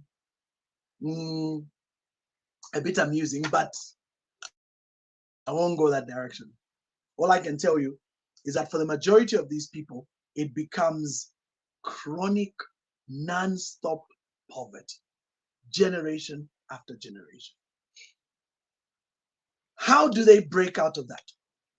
This is where intervention comes in. So somebody has to go into that circle, begin to intervene on the education so that their minds open, and then using education, if those people happen to be bright and brilliant and carry a talent, then hopefully their teachers and that society are the first people who will spot those talents. And then they will intervene through bursaries, they'll intervene through sponsorship. And hopefully that child can be pulled out of that. So then you see that's the first relationship right there. Have you seen that? That's the first way. But it has to take a teacher. It has to take, usually it would be teachers or missionaries. In Africa, it would be teachers or missionaries. And when I say missionaries, I mean churches that go into these rural areas to do social work. And they will spot these talented people and then they will intervene. The most famous church for doing that all the time has been the Catholic Church. So they build schools in these outskirts, and hopefully as those kids go into those schools, somebody will be spotted. So the first relationship is either a pastor or a teacher. Do you see how powerful that is? Now, if that kid is able to do well, they'll go into secondary school. So there'll be more teachers. And then they'll go into university where there'll be lecturers. Now, again, lecturers and teachers in secondary school have very powerful networks. Let me tell you why. Teachers who've taught for a long time, 20 years, 30 years, they have been churning graduates into the marketplace. And many of those graduates go on to become personalities of significance in society. And so this teacher or lecturer has the ability to pick up a phone and say, hey, I've got this young kid. Please, can you give them a break during the summer holidays? Let them come and intern at your place. And on virtue of the relationship between this lecturer and their former alumni, this alumni will agree. Anybody following me here? And so the alumni will now pick that child, and God willing, if that child performs in that workplace, that's the beginning of their next life. You see, so that's what relationships do. Sorry, I had to use a very lengthy, very lengthy explanation for this. But I wanted you guys to understand in a deeper way why relationships are so important. Now, let me even go a step further with relationships. There you have people in the compounds, maybe in Chivolia. These are compounds in our country, my people. So we've got Chivolia and such compounds. And then now what tends to happen, which is very, very interesting, is that a lot of people who come from those backgrounds and those compounds tend to feel like they're stuck. The reason they feel they're stuck is because they're in that environment. So what changes that again? Relationships. So if you have the right church, that's normally the first most powerful line I know. Second, if you have the right school or university. Or third, if you have the right employer, because sometimes it's employers. What will happen is these three I've mentioned will sow seeds into that individual. And if that individual is smart enough, they will realize that they need to go and make of themselves an asset in the presence of those relationships. And this is where, let me say this now, volunteerism, write that word down. Volunteerism under relationships becomes the most powerful tool to poverty alleviation. Let me explain. You have this talent, you have this gift, but obviously you don't know anyone, you don't have money, you don't have this, you don't have that. Fine. What's the secret to breaking the cycle? Go volunteer. Go volunteer. I'll say that again. Go volunteer. I'll give you a very, very good example. Somebody's in chef class. They go somehow, by the grace of God, they are doing a course at Fairview, whatever they call it, where they teach cookery and hospitality and whatever. And so they discover that they have a passion for cooking. They have a passion for being a chef. But then they have nothing completely. They are in cycling, what did I just call it? Chronic poverty. They are coming from a background of chronic poverty. So they realize that things are very hard. A lot of people in my country, this is where they get it wrong. They go around with these, application letters, asking for jobs. And they can do that for 3 years. It's very tragic. So I'm about to give you a hack. Now, I want you guys to record this section. I'm going to give you a powerful hack, which is going to show you how you can sidestep that and put yourself on the top of the list. And that's why you want to be part of my mentorship class, because we teach these things. So I'm about to give away a very powerful hack to you. So listen carefully. Like if you're not listening, just turn your ears like this so that you can hear me nicely. So let's go. Volunteerism. So what do? A good chef, a good cook, or whatever you're good at, identify the best place. Forget about going to useless places. Identify there you go. Coach Ellen is even saying it, so I'm putting it here. Identify who carries the best in your space. Go to those people and say, hey, I just wanted to come here and appreciate you. Do such a powerful thing. You're amazing, blah, blah, blah. I look up to you. You're a mentor. Do the whole praise thing. And when you're done with all that, then you say, I have been looking for a job, but I know these jobs are not there. But, I just finished my course. And this course of mine, I don't want to sit with this talent at home. Now, I don't have money. I won't even lie. But it is okay. I want to take this as a lesson. Would you agree if I volunteered to come and be working for you? I'll come and work. Don't pay me anything. I just want to work so that I gain experience. But I'll give you my labor as payment. This is me paying you through my labor. Is that okay? So of course these people will be taken aback. Huh? What's that? But you said, no, for sure. Don't pay me anything. I'll find a way to be coming here and I'll work. So I said, okay, let's see how serious he is. So they'll say, okay, come in, start cleaning the kitchen there, start mopping the floors. Do it with Chimwela. Do it with Chimwela. And you're suffering, having to go to that workplace. You haven't got no money. That's why you should pick a place near your house so that you can be walking. Don't do the transport thing, otherwise you'll be stuck. So find a place near your place and walk. But remember, it must be one of the best. In fact, if you can, go for the best. Don't go for some cheap place which is going to mess you up.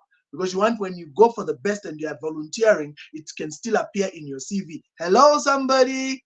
Right. So you go there, you start mopping the floors. And if they see you're serious, then you start chopping the vegetables and cutting the onions. And you continue. And you say, no, let me do that. Show me how that works. And they'll start showing you, just trying to see if you're serious. 1 week, 2 weeks, they see. Now remember the secret.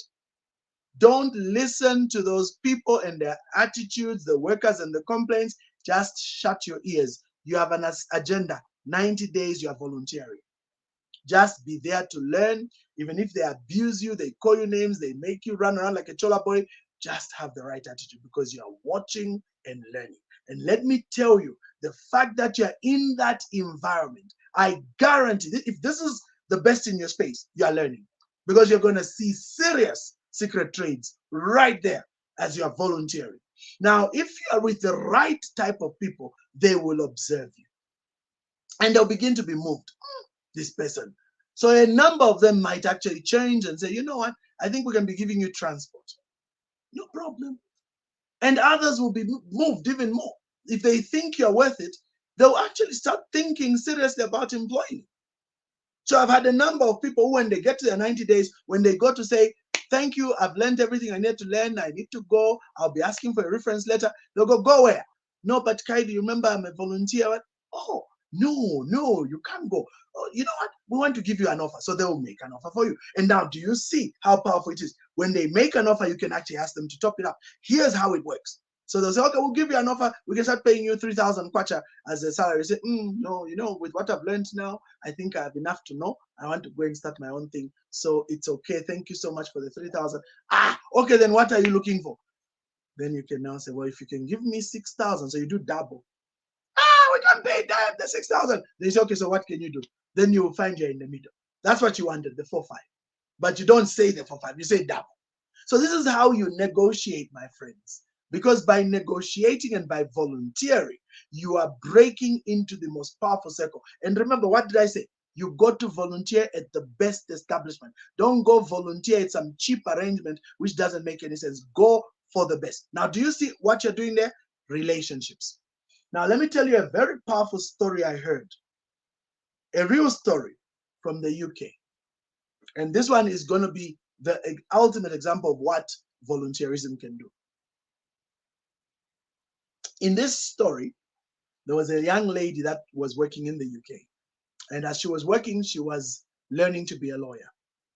So she did finished a law degree. Then from there, she went, I don't know how or what she did. I'm not too sure about the bar and all those things. But what I know is she worked until she finished. And I think she passed her bar exam.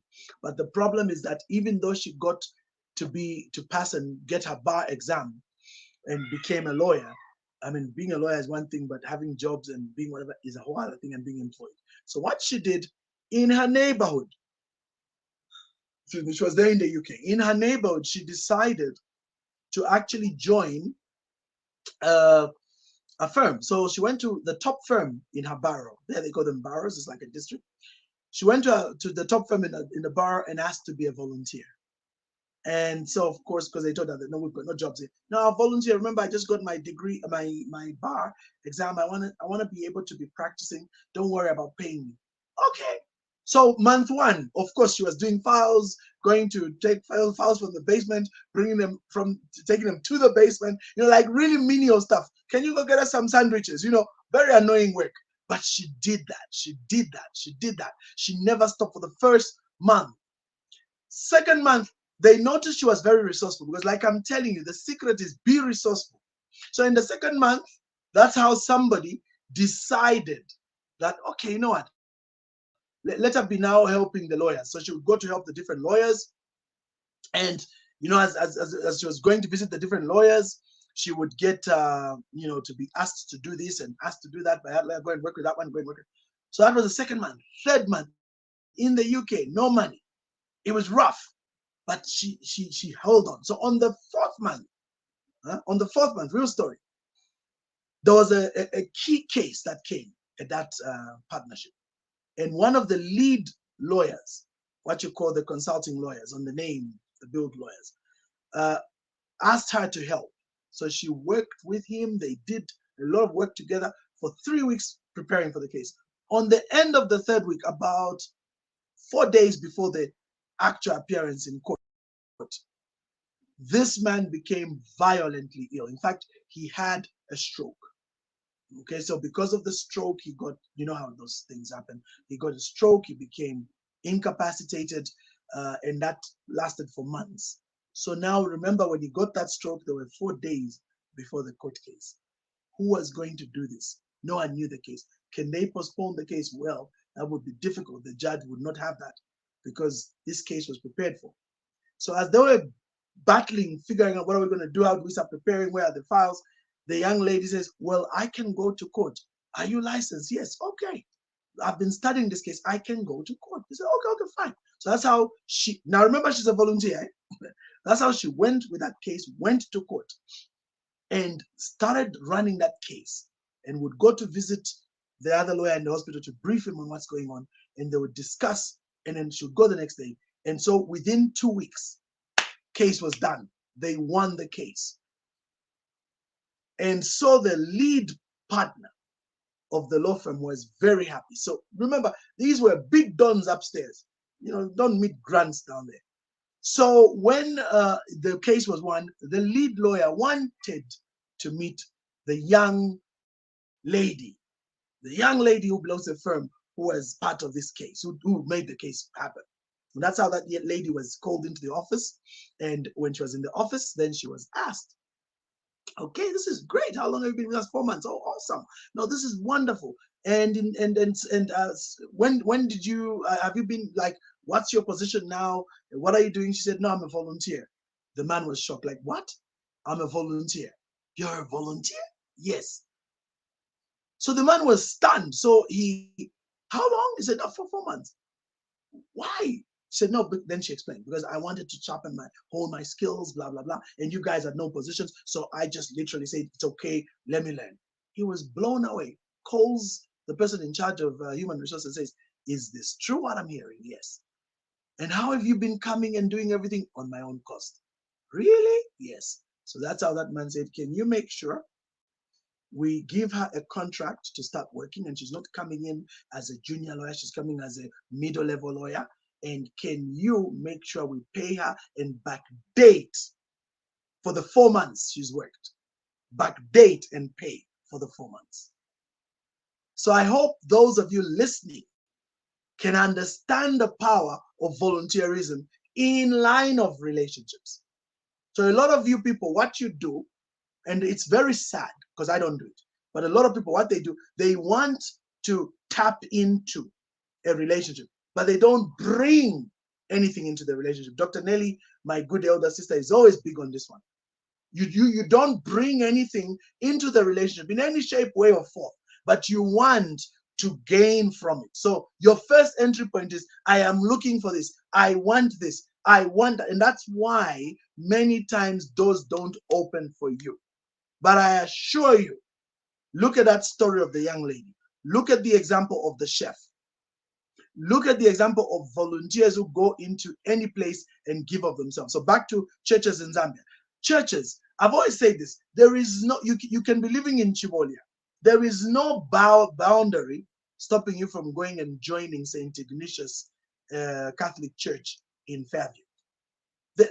That's a church. There isn't even any rule that stops you from becoming part of that church, or going to the Cathedral of the Holy Cross and becoming part of that church, or going to the Cathedral of Baby Jesus and becoming part of that church. Now I'm mentioning these traditional churches because, well, they're pretty straightforward. So when you join these places, don't just go there and be a beggar looking for help, because that's what a lot of people like to do. They go to these places and you start begging. Oh, I passed. I have 16 points. I need food. Just busy asking. Why should they give you the opportunity to go when there are so many others? But here's the secret: make yourself an asset. When you go into a church, be volunteer. Become part of whatever departments they have there. Which area are you good at? Are you good at music and equipment? Are you a good electrician? Can you fix stuff? What's your talent?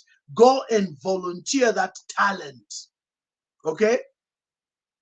You volunteer that talent. And if you volunteer that talent, what it does is people observe you.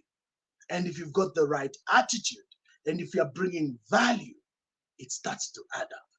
See? Even if they don't employ you, they may know powerful people. Because in these high level circles, they are always asking each other, Mona, I recently, my old messenger retired. Do you have somebody? And I said, there's somebody who used to do my books. There's an electrician. Do you know any electrician? And what you discover is, oh no, there's Mr. Banda. He's at our church. Our guys, oh yeah, Mr. Banda, yeah. Call him, let him come. So you find you start doing jobs in these circles. And before you know it, you are well established. So I'm hoping on relationship capitals, you start to understand the power of being in these places. The Muslims are big on this one. When you go to their mosques, they look out for the small guys. They are really, really good at this. And this is where a lot of us, especially Pentecostal charismatics, will miss it. Because Pentecostal charismatics, we tend to focus more on the big wigs and the big names. But we don't see the small people. And we have no room in our setup for the small people. But I've seen some big churches that do that. So like Miracle Life, Bread of Life, Emmausdale, the big North Mid Assemblies of God, which are big congregations, PICC. You can actually see that if you go in those setups and volunteer, that's a door, and it will open something for you in the future because there's a network. You're going to discover there are very affluent people in that church. And if you are being really positive, they will see you. And when they see you, it won't take long before somebody starts asking you, so I noticed you do this. Would you be interested in? So if you're just looking for a job, that can be a great way to go in. But for me, I'm big on enterprise. So I would rather you use that as a springboard to gain the necessary means to get the network, which brings us to number 6, capital. And I need to finish fast now. So number 6, capital, is trust capital. So I want you to type that down. All of you there, type trust capital, trust capital. Just type that. So what is trust capital? This is another capital that a lot of people are missing. This trust capital is the type of capital whose aim and goal is based on how faithful you are. So a lot of people are not faithful. If you are faithful with little, you will be entrusted with much. Jesus nailed it when he said, if you cannot be faithful with wicked mammon, who will trust you with true riches? I love that. If you cannot be faithful with wicked mammon is money. If you cannot be faithful with something wicked on earth, who's going to trust you with the real riches in the future? I can tell you this, a lot of people would have gotten great opportunities in their life, but they don't get them because they are unfaithful. So my big question to you now is, are you trustworthy? So how do you create trust capital? Remember the relationships? Be faithful. Whatever little you're given, whatever you're made to do, do it faithfully. I have a number of mentees. One of the most amazing ones. I just can't mention their names because of what they do. And that is because I didn't ask for permission, number one. And number two, you say some of these things on the platforms, it's misunderstood. I've got one of my mentees, amazing young man. He runs a business right now with a capital outlay of almost 10 million kwacha. I'm not joking, 10 million Zambian kwachas. That's in dollars, about $500,000. He has a capital outlay and stock worth $500,000. How did he build that capital? He built that capital because of his faithfulness and trustworthiness. His credit line, I'm not joking, his credit line with banks right now is at 1 million kwacha. He can borrow 1 million kwacha anytime from a number of banks. 1 million kwacha. His credit line and stock 5 to 10 million kwacha. So how did this colleague of mine, this young man, do it? He was very trustworthy. You see, when he started doing his business, he would run his business faithfully and go buy stock and come and run and go buy stock and come and run. And one thing that he did very well, he's Muslim, and Muslims are really big on the issue of your word. So I commend him for that. He put us Christians to shame in that regard. He made sure that every time when all these things were due, he would pay on time. And you see, because of the kind of business he ran, you will be amazed how many of these businesses that run special products and stock will happily extend stock to you on credit. Some of it 7 days, some of it 14 days, some of it 28 days. I know because I see it from him. And so he's gone into artisanry. Artisanry is where they do the whole, welding of door frames. He does construction work. I can tell you, because of his work and the kind of orders he gets, he has still, at any given time, is still worth 2 to 3 million kwacha in stock. He can access at any time, even without money. When he was running his phones business, when he used to sell phones, he would be able to access phones worth 100, 200,000 without paying for it. Because you just walk in the shop, I need these handsets, they'll sign, he goes. And he'll pay in 3 days. He'll pay in 5 days. He'll pay in 10 days. Why? Because he built such a good relationship. So a lot of these companies, Chinese companies, Indian companies, they extend him almost everything. So he's got cement, he's got blocks, he's got steel rods, he's got steel bars and steel, all manner of steel. He's able to access all these things without, and I mean it, without having money. So he's got a credit line. When you add all his stock, maybe 1 million kwacha is actually his. The 9 million is just credit. So in short, for you out there, I'm saying basically out of $500,000 worth of stock, the only stock that's his is roughly about $100,000, somewhere between $50,000 and $100,000. The rest is credit. He's been running like that for years now. The bank lends him up to 1 million kwacha. That's up to 50, somewhere around $30,000. He can access that anytime. So he has facilities running as we speak. He's a very young man. He should be maybe 38 or 40, somewhere there now. So what made this gentleman succeed? Trust. There was a time when he was in a crisis and he had all his goods stolen in his shop. All of them, like boom. Goods worth 300,000 were stolen. He was back to zero. This is a number of years back. They broke in, stole all his goods. Shop was empty. It was a real funeral for him. When his suppliers heard that, they asked him to do a list of all that he needed, and they came into deals. They say, you know what, we know you're totally out.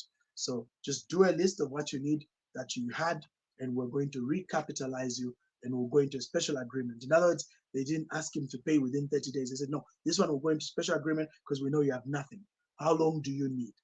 My young man sat down, did his calculation, says, would it be okay if you gave me 1 year because I've lost everything? They said, that's fine. So I'm giving you real stories. I'm not telling you something that's unreal. 1 year, extended credit, shop restocked to full. Of course, this time around, you had to put extra security features and measures. But the point is they recapitalized them without any interest. Just pay back what you owe for the stock. Done. I have another gentleman who we call an uncle. He's a member at our church. He lost an entire container coming from India. It was lost at the harbor in Dar es Salaam. I don't know what happened. All his stock in there. The stock was worth about $200,000. Gone. When the people in India heard about his predicament, oh yeah, he used to buy truck parts. He still does. So when they heard about his predicament, do you know that the people in India, the company in India, remember he's in Zambia, they're in India and in China, those companies agreed to resend a whole other container of everything that was lost. And he was also able to go into a deal with them for 1 year, which he did and paid off. So, what am I telling you people that are watching right now? How trustworthy are you? See, if people give you 1,000 kwacha, you take 10 months to pay 1,000, who do you think is going to give you money ever again? You switch off your phones on 3,000 kwacha, like peanut money. Because 3,000 kwacha is like what? $120 or something? 150? It's nothing. $150, you close a door on $150? Come on. So trust capital, my friends, is very real. And so many people have jeopardized opportunities for huge things in their lives simply because they violated this capital, trust. My wife always says it's better we starve, but if you had made a vow and a pledge over money you borrowed, pay back. If it means going to explain, explain. Let them know what's going on. Never ever ignore calls of people that you owe money. Never keep quiet. Never go past the pay date without explaining. Make sure you let those people know that this is what's going on. If you're running a business and they've delivered stock, make sure they are alerted to what's going on. Remember, for many of these people who do stock deliveries,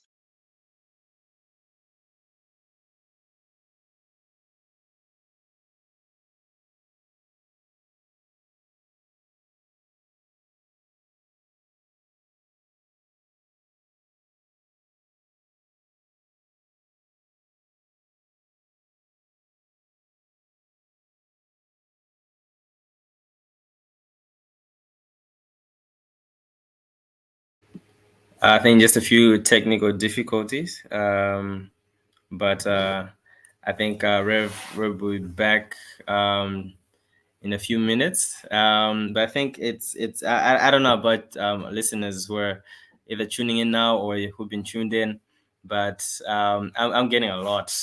There's a lot of gold in what we're learning, and I think it's also a lesson that sometimes when such programs are listed for free, sometimes we take them for granted. And one thing that I'm learning, some of the best gifts in life are actually free, like the air, the life that you have, you never paid for it. And so such conferences, such opportunities to learn, when they're made freely available, we always take them for granted. But I think this is important. And so just to, I think Rev was explaining on the trust capital, and before I think the network cut. But something that is really insightful, and the verse that he cited was actually Luke 16, verse 10, for those that are listening, for those that were taking notes. He cited, that was, let me just read that, Luke 16, verse 10, which says, he that is faithful in that which is least, that's in the KJV, he that is faithful in that which is least is faithful also in much, and he that is unjust in the least is also unjust in much. And I think that's really key. I've seen that, like, especially like in a Malawian context, where you ask someone to do something for you, and there's so much dishonesty, there's so much fraud, and then like, and what the reason why that happens a lot as well is simply because you're looking at the here and now. You're looking at I want to make money fast. Our generation is full on that, like, I want to make money fast. And but that kind of mentality is actually what is killing us, because you would defraud someone, you'll be dishonest. Yes, you may make some money now, but you've tarnished your entire reputation. And so it's really important, and it's really, I'm really gaining a lot from what Reva said. And I think coming back to, there's something that I wanted to note. Another thing, if you have any questions, please write them. You can write your questions in the comment section, and then when we open the platform for questions, we'll definitely respond, and we'll take notes. And I see Rev is back. I think we can. It's good to have you back, Rev. I was just taking a few notes on the things that you said. Yeah. Nice. Thank you, Kondwani. That's the beauty of having a host. The Yeah. internet decided to do its thing, and it was Yeah. literally just a break in my internet service provider. So Yeah. the signal went, and then it's just come back. So thanks so much for standing in, and let's finish. We're literally almost done anyway. So Yeah. we're on trust capital, and anyway, let me finish real quick. Then we can do a bit of a tete and get a few comments and questions if there will be any. So back on. Oh, by the way, those of you watching, if you have any questions, you could start typing them now so that we can highlight them afterwards. But let me finish real quick. So you can see on the issue of trust capital, I think that's really hit home, even if the line got cut. I think what I said, hopefully somebody has been able to understand and see just how important it is to ensure that in all your endeavors, you have a way in which you are being faithful to those who are, following, to those that are helping. So like the gentleman I was talking about, that company sent all the stock again to him.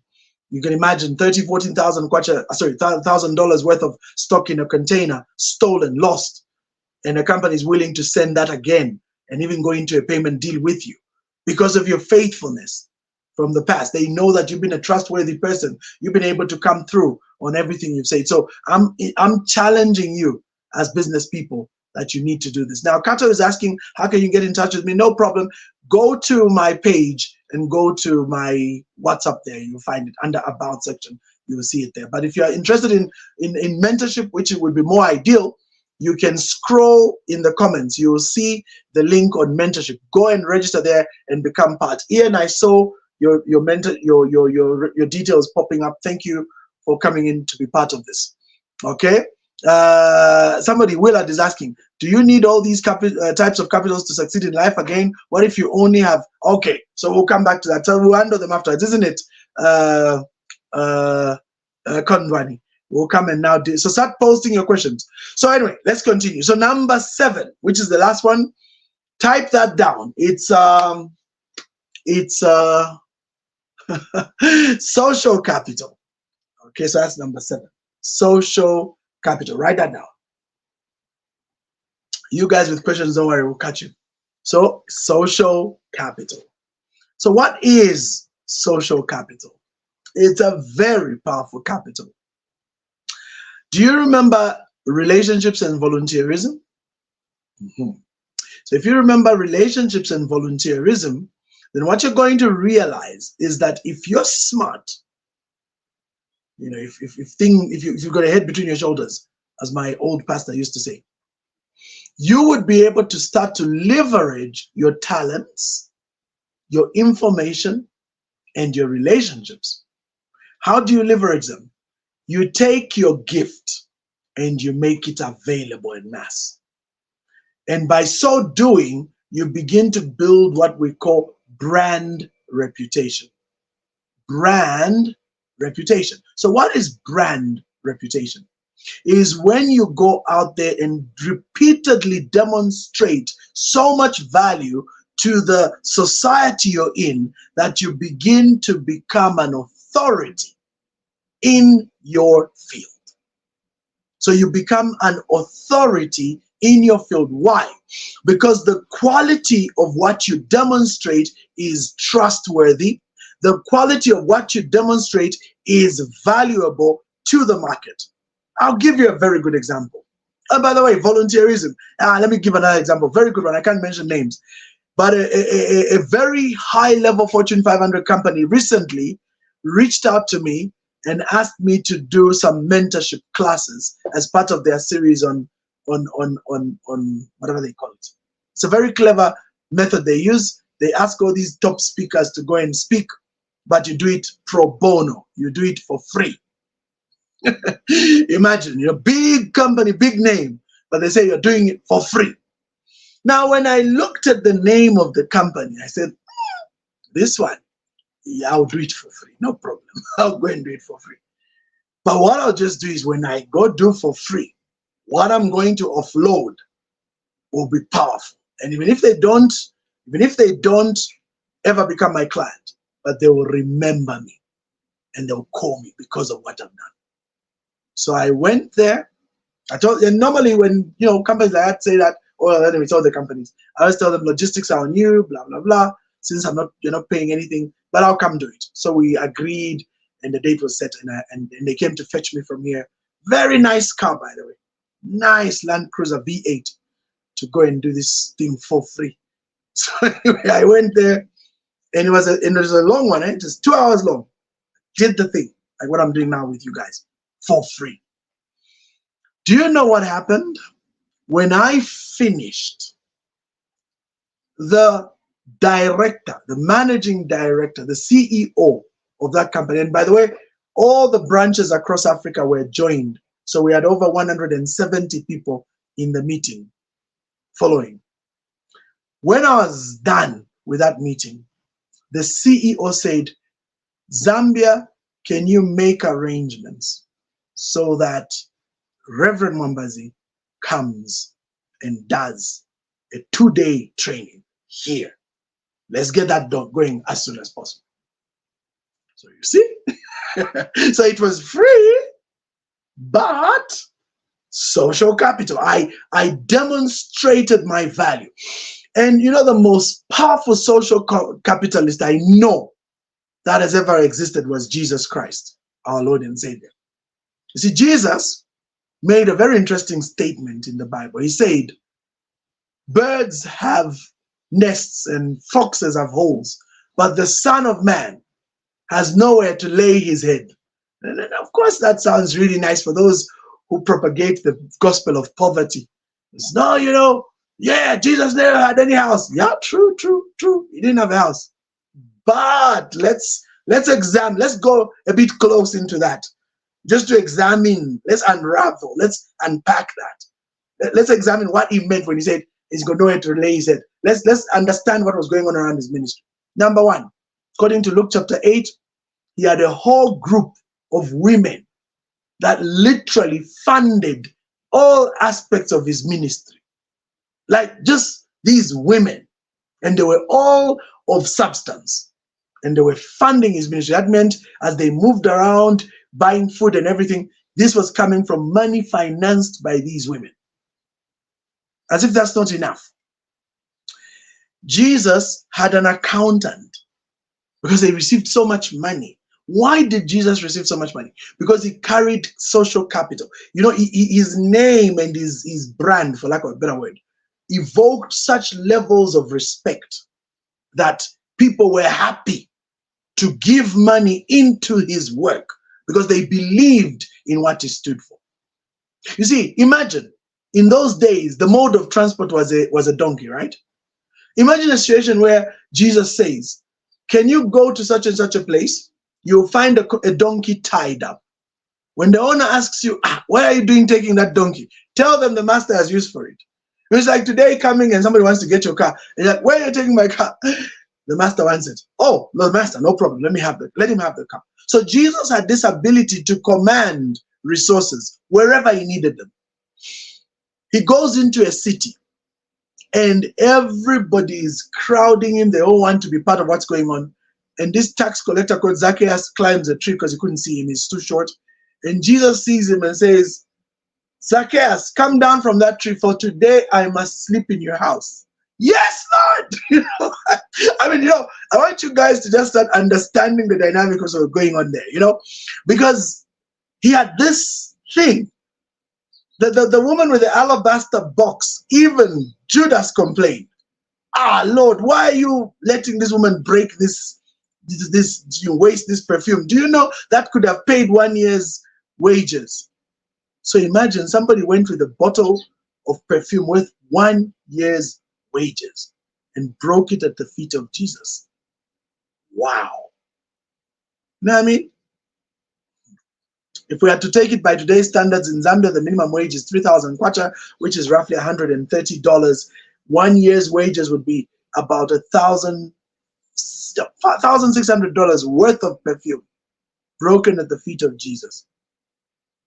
But the one that really hits home for me on social capital for Jesus is when he died. Two of the most powerful people.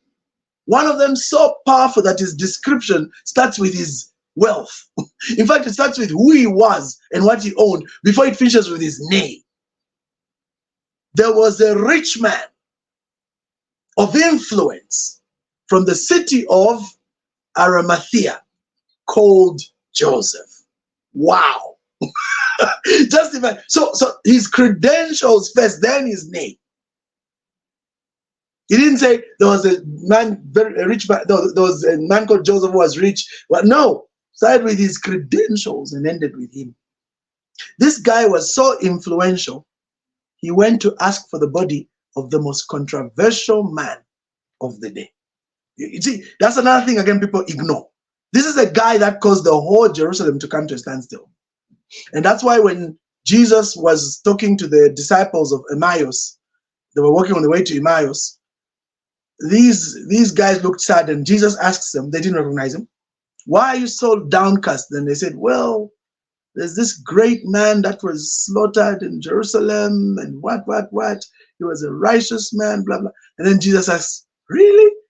Then they say, are you the only Jew in Jerusalem that hasn't heard about this? You see, so meaning the crucifixion of Jesus brought the whole city to a standstill. The reason was simple, because he was seen as the coming Messiah. So it was a very symbolic thing. But the point I'm making is Joseph of Arimathea had the guts to go to the prefect of Judea, Pilate, and say, may we have the body of Jesus. So meaning this guy could go into State House and see the president and ask for the body of a man who's got no place to lay his head, and foxes. Come on.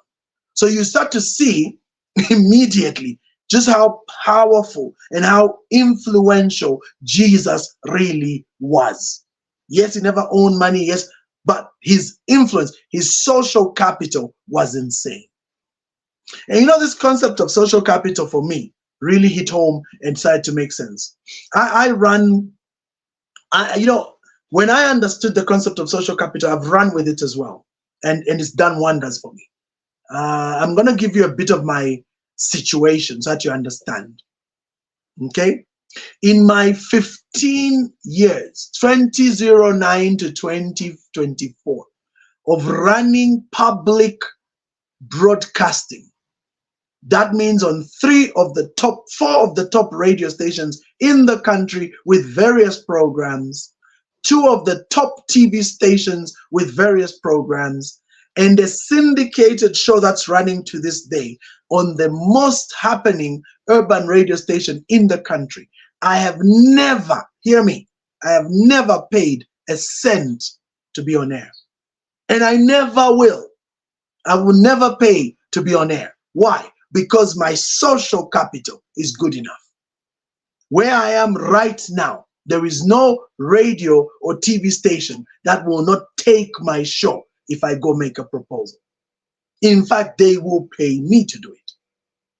When I ran my articles on the leading newspapers in the country, because I've been in all the leading papers in the country, contributing articles for over a year, all the leading papers. I just graduated from it. I said, you know what?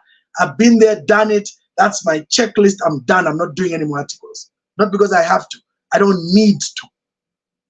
Because I now have a bigger platform on social media. I can post my articles and get far greater reach. You know, there was a way I was able to assess my reach and impact when I was doing my articles. I can tell you what I'm doing right now on social media is having far greater reach than I ever could have now with printed media. So here's the thing. When I was doing that, there's a point where I was being paid to write my articles. Being paid to write my articles. Others are doing it for free. I was being paid. It's just that I love writing so much, I don't need to be paid. I'll do it anyway. I love speaking so much, I don't need to be paid. I'll do it anyway. But I have monetized. But the most important,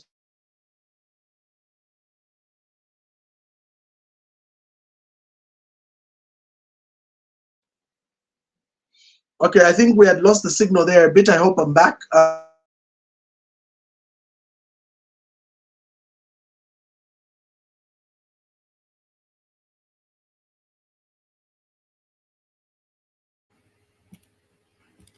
I think just a few technical difficulties. I think network.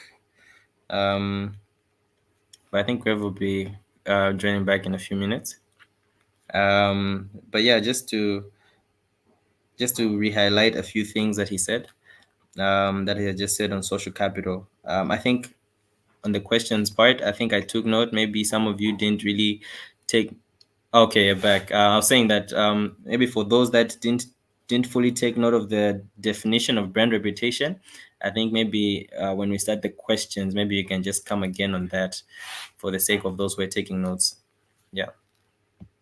Absolutely. Thank you. I've changed to another network, but it's a dodgy network. So I hope, but we'll definitely try and go back to the other one a little later on. So when we go to the Q&A, I'll see if I can change the network back. But this network, for some reason, keeps breaking.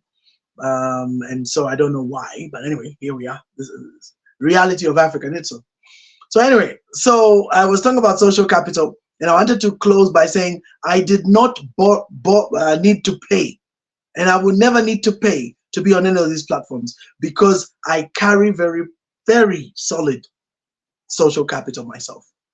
And so I've also reached a point now where my fees, I can command some pretty decent fees. I've heard Visit and Bikwayo show off so much about his fees. I'm the highest charge. I charge because I bring value. Understandable. But my point is that that's exactly what it is. You see, when you reach that level, you can afford to charge whatever you want to charge because the value you bring is built from social capital. So a lot of you need to understand that this social capital is the demonstration of your value that is so profitable to those receiving it that they're willing to pay an arm and a leg. So in short, for the programs I run, for the platforms I've been on, for the kind of programs I've received millions upon millions worth of kwachas in terms of value in kind from people because of the social value I bring. And this social capital I learned from the master himself, Jesus Christ, who was able to operate a ministry full time with all the financing he needed without ever having to even ask for money. You see, people looked at what he did and they were willing to voluntarily bring what they could bring. What can we do to be part of what you're doing? What can we do? And I've been asked that question a lot. Is there anything you want us to do, Reverend? I'll tell them, just wait, the time will come. We will make the request. But remember, I want to close on social capital. I want to use the passage again, which I did earlier. Give, and it shall come back to you. See, a lot of people, when they hear that word, they think about offerings in church. No. When you go into society, whatever you're carrying, bring your A game and give the best of what you carry. And I assure you, you know what happens? When people start to sample what you're carrying, they will pay. They will make offers. They will call you on. Whatever you want, they will bring it your way because you carry value. So this is something that I've done and I continue to do vigorously even today. So some of these programs like this one today, this is me giving into the life of Nichelle.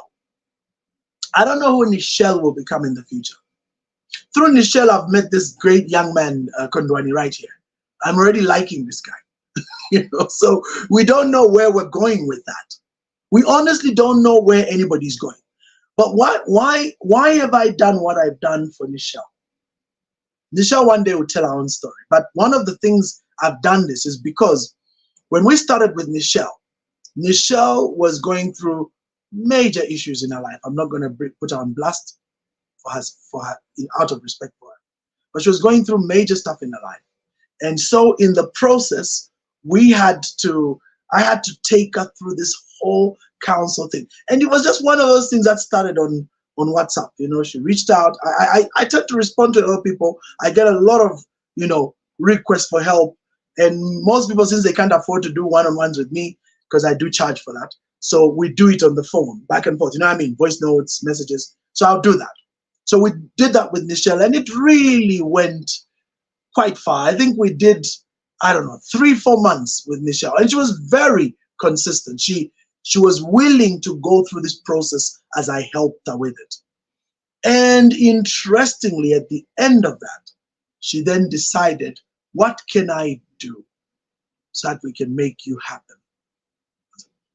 I don't know, you tell me. So she started really doing what she can. We signed some contracts. I told her, I can't pay you, so you're going to have to make me work there.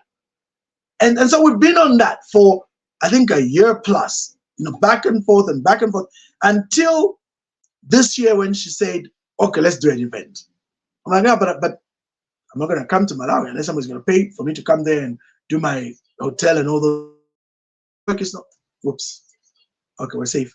No, it won't work. It's not possible. Okay, fine. Do whatever. Make it a virtual event. So in all this, Nichelle has had to work on her own, pushing with virtually no money. I mean, occasionally I might send her a little bit of money for airtime, but that's about it, bundles. But most of the times, no. And she's had to work with some really crazy situations in her life, but she's pushed. And so when she said she's going to do this, I said, fine, let's do it. I will bring myself to the table. You do whatever, but I'll bring myself. I'm not going to promote. I'm not going to go out there, push. You make it happen. I'll bring myself. We've had so many hiccups leading to this, but we never gave up. And now here we are. We've had an event. We'll have a lot that we'll learn from this. But for me, the fact that I'm doing this for this young lady is part of me giving back. And it is easy for me to do that because she was willing to give. Learn that principle, my friends, because a lot of people here, you want to receive, you want to push in, but there's nothing that you've done. Well, what have you brought to the table? No, us youth, they must be looking out for us. The youth, we're suffering. What are you bringing to the table, youth? If you can bring the right thing to the table, it'll work. And so, ladies and gentlemen, we have come to that point now where we are ready for the next stage. So there you are, Kondwani, you can have your mic back on. I'm done with this part. Let me just see, as you start to speak, let me try and change the network and see if it will work. So if I go off a bit, don't mind, but pick it up and we will start going into the question. Just I would like you to give a 2-3 minute feedback from what you've seen today. Okay, for like I said, I think I mentioned it earlier that for me this has been gold. Really, the information, the insights have been so insightful, and maybe just a quick recap for those maybe that joined us a bit late. Rev was taking us through the 7 capitals of starting a business without money. Yeah, the 7 capitals of starting a business without money, and I'll just run through the 7, and then I think we'll start taking some questions. And also the first one that he talked about was talent capital. I think just a little detail on that. He says talent is inherent but unrefined, and it brings about solutions to society. And one thing that he mentioned there is what problem does your talent solve, and how do you monetize your talent? I think that was one takeaway from that. So the second one he talked about was information capital. That's the second type, information capital. And one thing that I took note that I won't forget is in this day and age, ignorance is your fault. Right now we can't play that ignorance card that, oh, I didn't know, or I don't know, or and I think you mentioned about like for me in varsity, in the university, I spent 5 years in the university, right? My course was for 5 years, and for those 5 years I literally never borrowed a book from the library. Like, I can recall, never in my whole 5. It was literally just online sources. I'm getting a book, I just look for the free version online, and then I literally, my 5 years never went into the library. It was purely so yeah, I think that's a bit clear. Information capital. So one thing that he noted that I'll say again is people exclude themselves from success when they exclude themselves from information. And so the third capital that he mentioned was blessing capital. And just some few scriptures that if you didn't take note, you talked about Isaiah 1 verse 19, and you also talked about Joshua 1 verse 8, where he talked about the blessing capital talks about obedience to the laws. And when he talked about laws, he was talking about not just natural laws that God has actually set in place. Actually, when he said that, it reminded me of Mike Murdoch, who said, God runs the earth through laws. So there are natural Yeah. laws and there are spiritual laws that when you observe them, they put you in a better place to succeed. And I think just that was a summary on that. And then he came to vibrational or thought capital, where he also mentioned how you are a sum total of your thoughts. And I think a key verse on that, there's Proverbs 23, verse 7, that I took note, that talks about, as a man thinketh in his heart, so is he. And so he was teaching us on the value of your thought life. And another key verse that I should share, that I can share with you, is Isaiah 14, verse 24, which actually says, and I quote, "The Lord of hosts has sworn, saying, surely as I have thought surely as I have thought, so shall it come to pass. And as I have purposed, so shall it stand." I think that's a key verse on blessing capital, on vibrational thought capital. Then he also talked about the fifth one, which is relationship capital. And he mentioned how every platform you have in life comes through relationships. Actually, the mere fact that I'm on this program came through a relationship. That's right. Like how Taonga, she was literally, bro, can you fill in, come in? Like, I was so relaxed. I didn't know what to expect. Actually, it's the first time I'm even hosting such an event or being part of this. But it came through a connection. But yeah, one thing that Rev said was volunteerism. I think that's a key takeaway from that. The value of volunteering, and volunteerism under relationships is key to breaking the cycle of poverty. And I think he really explained that really well. So if you don't have a job, you're looking for something to do, go volunteer. And in a few months, if you stick through it, you eventually find yourself out of that poverty cycle. And the sixth one, which was trust capital. And I think a key takeaway on that is the verse that he cited was Luke 16, verse 10. It says, "He that is faithful in the least is faithful in much."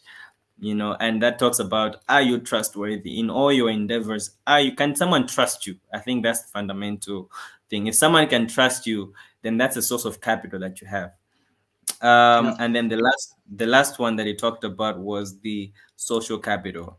And I never looked at it that way, but the way he said how Jesus Christ, it was actually a social capitalist, I think that's something that we really never really thought about. But it's actually so impactful, and it's so powerful that your reputation is so renowned. It's so you're known. It's like a summation of these other capitals put together. Like, you're trustworthy, you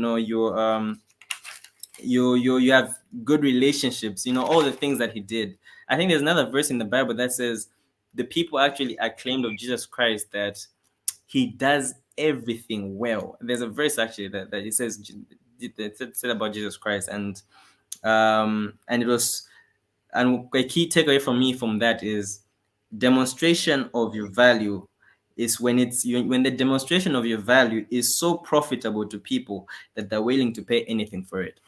And I think Absolutely. he mentioned that really well from the example that he gave. And I think from that, I think those who joined us, who maybe joined us late, I think that's like a summary of some of the things that we learned. I think we can go into the question that I think you've It's just one highlighted. day. Yeah. Mhm. Do you need all these types of capitals to succeed in life? Again, what if you only have vibration capital with you? Can you succeed? I don't know, Rev. You can. Do you want to answer that one? Because I think from the way you've summarized, I think you Yeah. can actually answer it. Yeah, Yeah. try. Okay. Then I'll just stop up. Yeah, try. I think the way I would answer it is you can actually succeed. And one thing that I've noticed is what the key thing is, what do you have at your disposal? If you have just that thought capital, you find that that thought capital, for example, will lead you to, let's say, your talent capital. Like, okay, when you just literally think about, okay, just that ability to positively think about your life, you think positively about the things that are around you, it will allow you to start noticing certain things.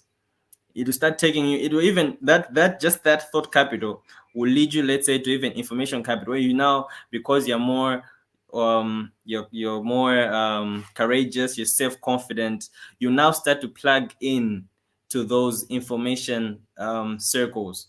Like, one thing I'll give you a testimony as well is the whole Yali offers so many free, literally free cohorts. You That's just true. apply, you just register, and then you get to be selected. And that's what happened to me. I started off by joining this. It was literally online. All I needed to spend was just data, just to get access to Absolutely. that. And it was actually through that free course that I now got selected for the Yali Innovation Challenge, that they would actually sponsor. They sponsored, like, all expenses paid for us to go to Zambia for like 3 days. And that's, we're staying in a hotel. Rev is complaining about blackouts. We're literally in I think we're in Protea Hotel. There were no blackouts the whole time. And it was through that free, but just by plugging in, I got access to something that eventually led to me being on a plane ticket, paying for my hotel, the food, everything. And so I think, just first of having that vibration capital, that thought capital, can actually lead you to accessing these other types of capital. For example, like even the relationship capital, trust capital. If you're not that self-aware about your thoughts, your how you view life, then your emphasis on trust and being faithful will be you will be low. But Absolutely. the moment you have a good thought life, you value relationships, you value your gifts, you value your talents, you value other people a bit more, and that actually leads you to accessing these other types of capital. I don't know if you've answered the Nice. question. Oh, you've nailed it. Very happy. That's exactly it. So, in other words, Willard, there is far, you literally carry all the seven. So even if you say, if you don't have this one, it's not true. You already have them. The key is just to harness them. So Mm, you have talent capital. You have information capital. Even if you think you don't have it, it's around you. It's free. You have blessing capital. Just obey the laws. You've got vibration capital. Your thoughts, change them. You know what I mean? You've got relationships. Come on, there are relationships around you. The fact that we're talking on this platform is already a relationship, and you can take mm, this to the next level through volunteerism. You see, that's the secret. You've got trust capital. You just need to learn that quality of being trustworthy. It's not something that's difficult. Just learn and make it a standard, make it a value, make it a pillar in your life. And then social capital, start to demonstrate your worthiness, consistently over time. Now, the one thing that a lot of young people suffer from is they think success is an event. It's not an event, it's a process. Success is not an event, it's a process. So you have to be in there. You have to go for the long haul. It's not something you do in 1 day or 2 days or 1 month or 2 months. It's years. Hear me well. Now, some people are very fortunate that in a short time they see massive success. But for others, it can take even a decade or two.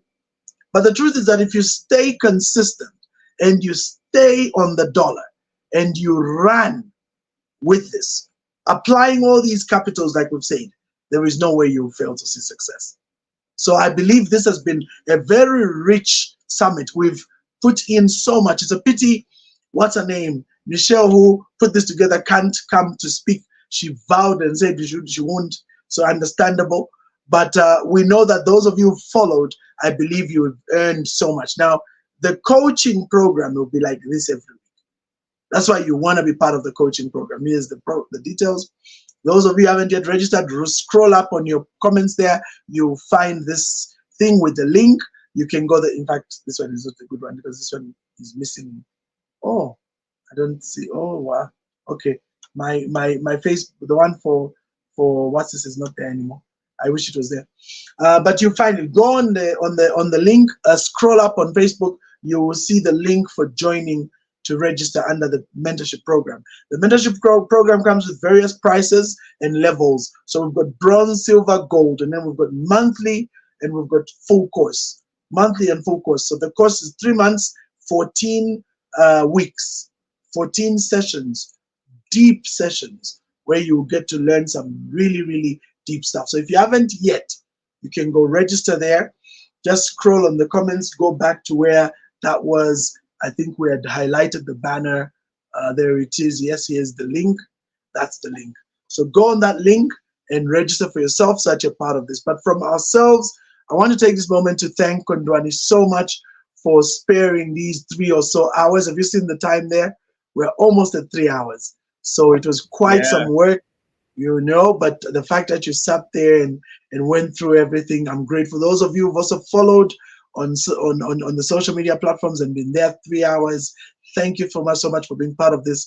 I hope and pray it'll be a blessing to let others know. Share this. The 7 capitals, people are always asking me, go and share it. I think I'll try and see if I can extract each capital to make it one video and then upload them on YouTube as individual videos. This capital, that capital. I think I'll do that when I have some time. These things can be very time consuming, but I know that would be very, very helpful for people because they'll be able to learn a thing or two. So go and register, share this video with others. And on that note, I think we have done it. We have, we've done it, Kondwani. So let me Finally allow here. you to give your passing remarks, your last remarks, and then we close because I've already said what I need to say. All right, Rev, I think first of all, just to thank you, I think, for taking your time. I think from the things that you've said and the things that I've come to know about you, this is information that others would definitely be more than willing to pay for. But you've set aside your time and really offered us these things for free. And I think I mentioned it last time that sometimes we really take these things for granted. But in economics, there's no free lunch in economics, so the value of that information is so valuable. And I think the key thing is take something that you actually have. Like right now, I think from what Rev said, one action plan that I did, there was a certain woman who wanted me to coach, because I play the keyboard as well, so in church and things. So she wanted me to coach teach the son. And so I charged her like, oh, this is how much you charge, this is. So actually from literally just from this thing, I was like, I want to go back. It's like, okay, I can teach your son for free.